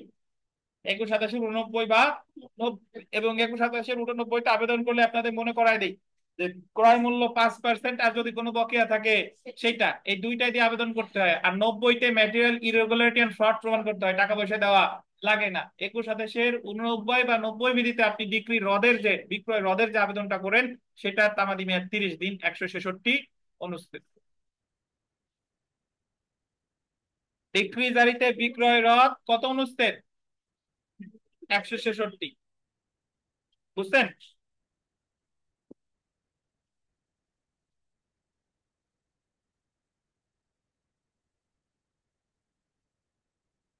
আমি যেভাবে আপনাদের জোড়ায় জোড়ায় পড়াই সেইভাবে জোড়ায় জোড়ায় পড়বেন। যদি মনে করেন যে না আমি সিরিয়ালে পড়বো, 168 169 দুই, এটা এক জোড়া, এই দুইটা একসাথে 168 169। আপিলকারের আপিলকারীর ব্যর্থতার কারণে আপিল খারিজ হয়। আপিলকারীর ব্যর্থতার কারণে আপিল খারিজ হয়। আপিল খারিজ হলে আপিল পুনঃগ্রহণের আবেদন করতে হয় 30 দিন, এটা 168। ওই যে আপিল পুনঃগ্রহণের আবেদন করে 41 আদেশের 19 বিধিতে, 41 আদেশের 19 বিধি। আর যিনি আপিলের প্রতিপক্ষ তারে কি বলে জানেন?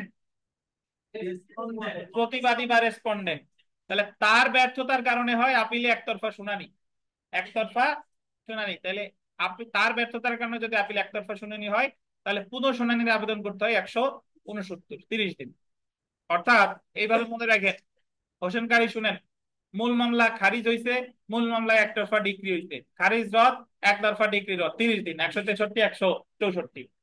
আপিল খারিজ হয়েছে, আপিল একতরফা পুনঃশুনানি হয়েছে, তাইলে আপিল পুনরুদ্ধার বা পুনঃশুনানির আবেদন 30 দিন, 168 169।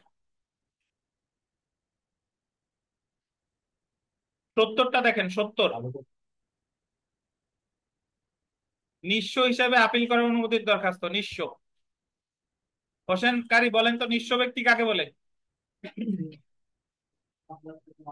যার পরিধেয় বস্ত্র এবং মামলার বিষয়বস্তু ছাড়া 5,000 টাকার বেশি সম্পদ নাই, সেই হচ্ছে নিঃস্ব ব্যক্তি। তাহলে নিঃস্ব ব্যক্তির আপিল করার অনুমতির দরখাস্ত তামাদি মেয়াদ কতদিন? 30 দিন।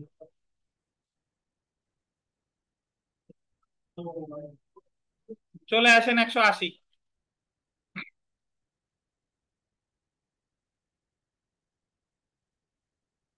কোন ডিক্রি জারিতে বিকৃত স্থাবর সম্পত্তির খরিদ্দার কর্তৃক সম্পত্তির দখল গ্রহণের দরখাস্ত। ওই যে তামাদি আইনের 16 ধারা, তামাদি আইনের 16 ধারায় বলছে যে নিলাম জারির ক্ষেত্রে, নিলাম রোধের মামলা যতকাল চলমান থাকবে সেই সময়টা ওই নিলাম ক্রেতা কর্তৃক মামলার ক্ষেত্রে গণনা তামাদি মেয়াদ গণনা থেকে বাদ দিতে হবে। এখন নিলাম ক্রেতার ওই দখল পুনরুদ্ধারের মামলার তামাদি মেয়াদ হলো 3 বছর, তামাদি আইনের কত অনুচ্ছেদ অনুসারে? 180। বুঝছেন? তাহলে নিলামে যে স্থাবর সম্পত্তি কিনেছে, তার ওই স্থাবর সম্পত্তি দখল পুনরুদ্ধারে মামলা করার তামাদি মেয়াদ কত বছর? 3 বছর। 181 ভিবিআই,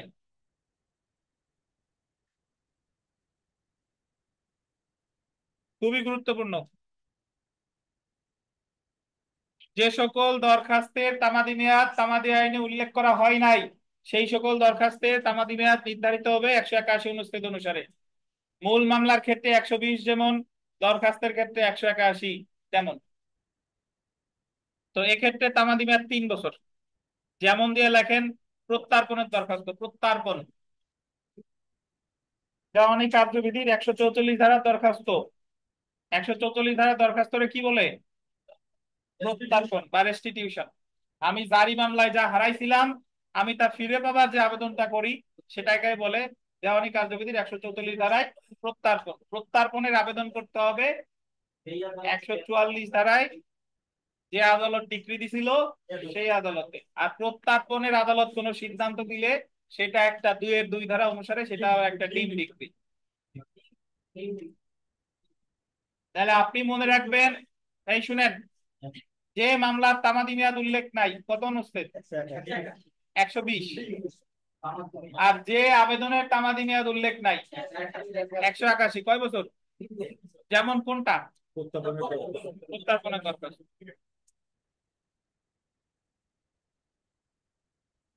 দেওয়ানি কার্যবিধি 1908-এর 48 ধারায় কোনো বিধান নাই সেই সকল দরখাস্ত বা যে সকল দরখাস্তের জন্য তামাদি মেয়াদে কোনো তফসিলে নাই, সেই সকল দরখাস্তের তামাদি মেয়াদ কত বছর? 3 বছর। 182 ভিবিআই। না, অস্থায়ী নিষেধাজ্ঞা, অস্থায়ী নিষেধাজ্ঞাটা মামলা চলমান থাকা অবস্থায় করতে হয়, ওটা এখন তামাদি। জি, অস্থায়ী নিষেধাজ্ঞার কোনো তামাদি মেয়াদ নাই। অস্থায়ী নিষেধাজ্ঞা মামলা যতদিন চলমান থাকে, ইভেন অস্থায়ী নিষেধাজ্ঞার আবেদন আপিল পর্যায়ে করা যায়। অস্থায়ী নিষেধাজ্ঞার আবেদন বাদীও করতে পারে, বিবাদীও করতে পারে।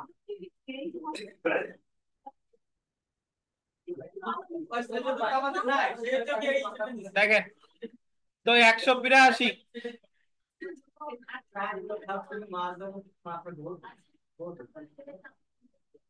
182-তে শুনেন, 182 জারি মামলা, এটা আমরা আগেই পড়ছি, জারি মামলার প্রথম দরখাস্ত বা জারি মামলার আবেদন 3 বছর। আর ডিক্রিটা যদি নিবন্ধিত হয় সেই ক্ষেত্রে কত বছর? 6 বছর। এই হলো 182-র কথা। আর একটা কথা আছে, যদি কোনো কারণে ডিগ্রি সংশোধিত হয় তাহলে তখন থেকে 3 বছর বা তখন থেকে 6 বছর। বুঝছেন? এখন অনেকে প্রশ্ন করেন যে স্যার, যে ডিগ্রি তো তামাদি মেয়াদ 3 বছর আর নিবন্ধিত হলে 6 বছর, এখন আমি ডিগ্রি পার 2 বছর পরে যদি নিবন্ধন করি তাহলে কি 2 বছর পর থেকে 6 বছর? না। তাহলে 2 বছর পরে যদি নিবন্ধন করেন তাহলে 6 বছর থেকে বাকি 2 বছর কি যাবে? বাদ যাবে। আর পাবেন কত? 4 বছর। আর ডিগ্রি পাওয়ার সাথে সাথে নিবন্ধন করলে কত বছর? 6 বছর। আচ্ছা। আর নিবন্ধনের বিষয়টা হলো যে তামাদি আইনের একটা বিষয় হলো যে আপনি অনেকেও বুঝতে পারেন না যে ডিক্রি আবার নিবন্ধন কেমনে করে। জায়গা দলিল, জায়গা দলিল করতে গেলে আপনার নিবন্ধন করেন না, বায়না দলিল, ডিক্রিও সেইভাবেই নিবন্ধন করে। আর একটা বিষয় আছে, কতদিন অনলাইনে একজন জিজ্ঞাসা করছিলেন, আপনি যদি থাকেন শুনে নিয়েন, যে বলছে যে প্রাথমিক ডিগ্রির পরে চূড়ান্ত ডিগ্রির জন্য আবেদন করা যায় কত সময়ের মধ্যে? যে কোনো সময়। প্রাথমিক ডিগ্রি প্রাপ্ত হওয়ার পরে চূড়ান্ত ডিগ্রির জন্য আদালতে যে কোনো সময় আবেদন করা যায়। বাটোয়ারা মামলায় 2টা ডিগ্রি হয়, আগে দেয় প্রাথমিক ডিগ্রি, প্রাথমিক ডিগ্রির কার্যক্রম শেষ হয়ে গেলে চূড়ান্ত ডিগ্রির আবেদন করবেন যে কোনো সময়। এই জায়গায় তো জারি মামলার কথা বলে নাই। যদি আপনি জারি মামলা করতেন তাহলে 3 বছর অথবা 6 বছর। 183 অনুচ্ছেদটা লেখেন, 183 যার লেখা আছে, লেখার দরকার নাই, 183 লেখেন যে হাইকোর্ট বিভাগ আদি এখতিয়ার প্রয়োগে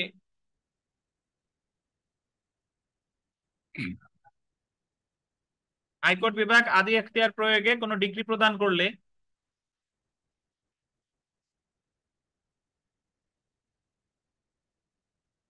হাইকোর্ট বিভাগ আদি এখতিয়ার প্রয়োগে কোনো ডিগ্রি প্রদান করলে উক্ত ডিগ্রিধারী মামলা করতে হবে 12 বছরের মধ্যে।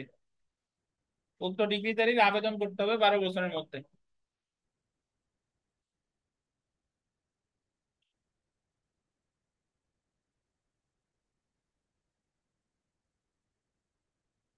12 বছরের মধ্যে।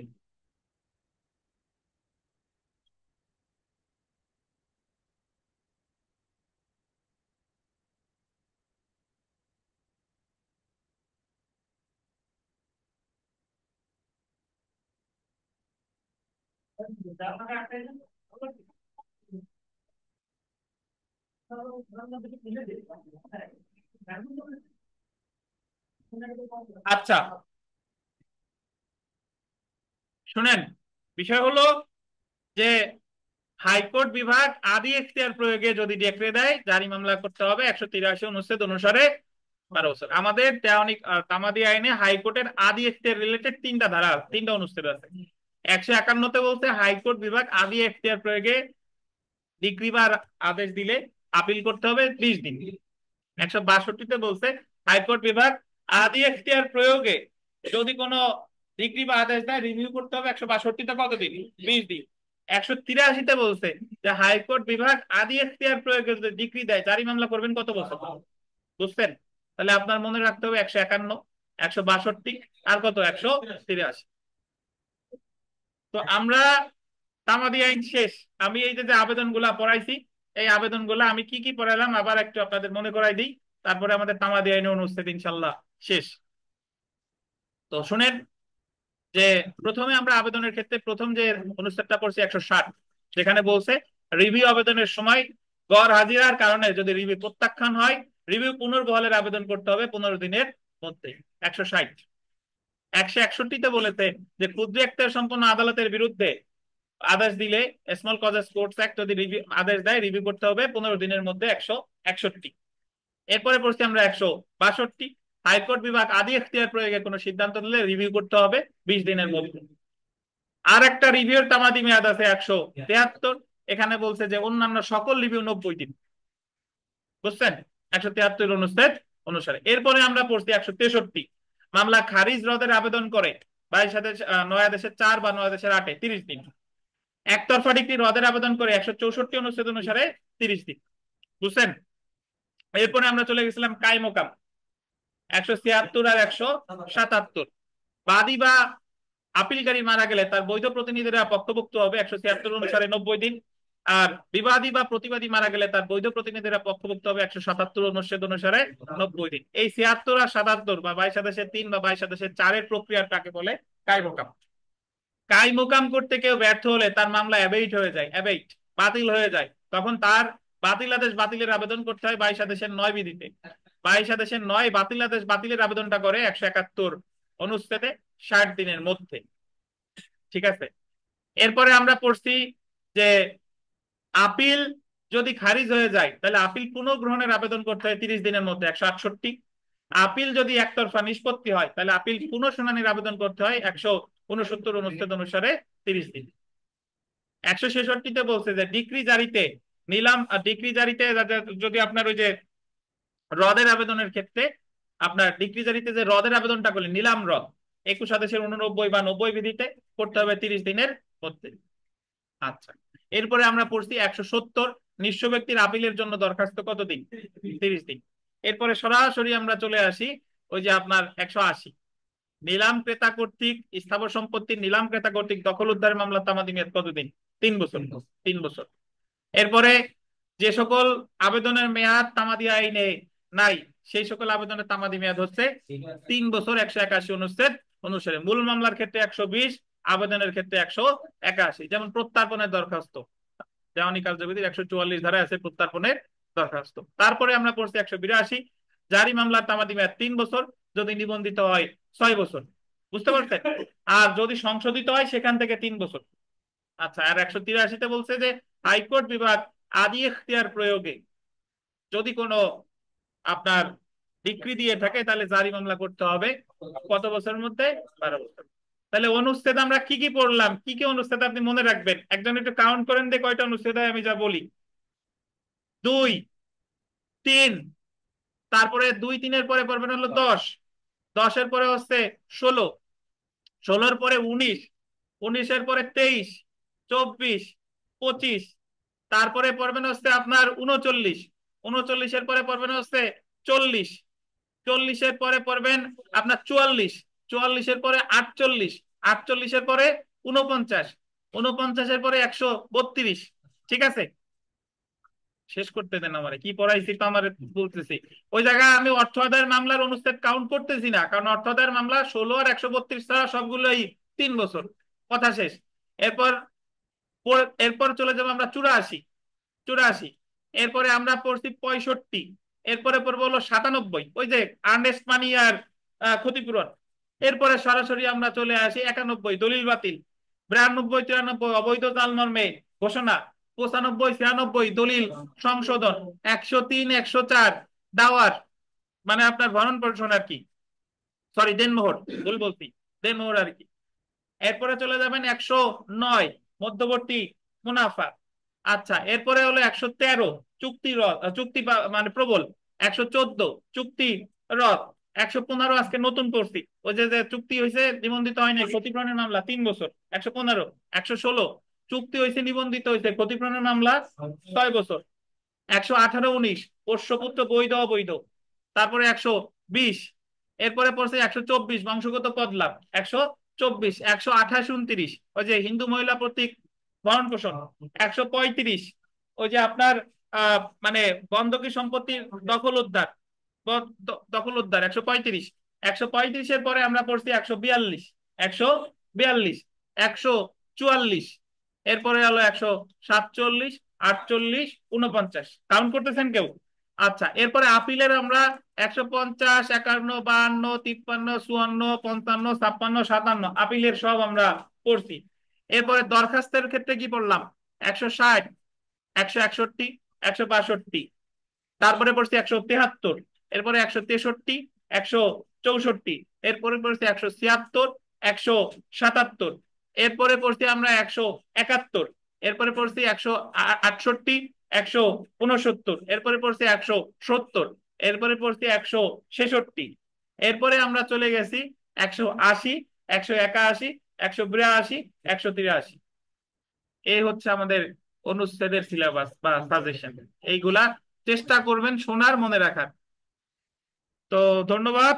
আমাদের আজকে এই পর্যন্তই তামাদি আইন। এখন আমাদের পর্যায়ক্রমে দুইটা পরীক্ষা হবে। সবার আগে মডেল টেস্ট, তারপরে তামাদি আইনের 100 মার্কের পরীক্ষা। তো আমরা সরাসরি পরীক্ষায় চলে যাই।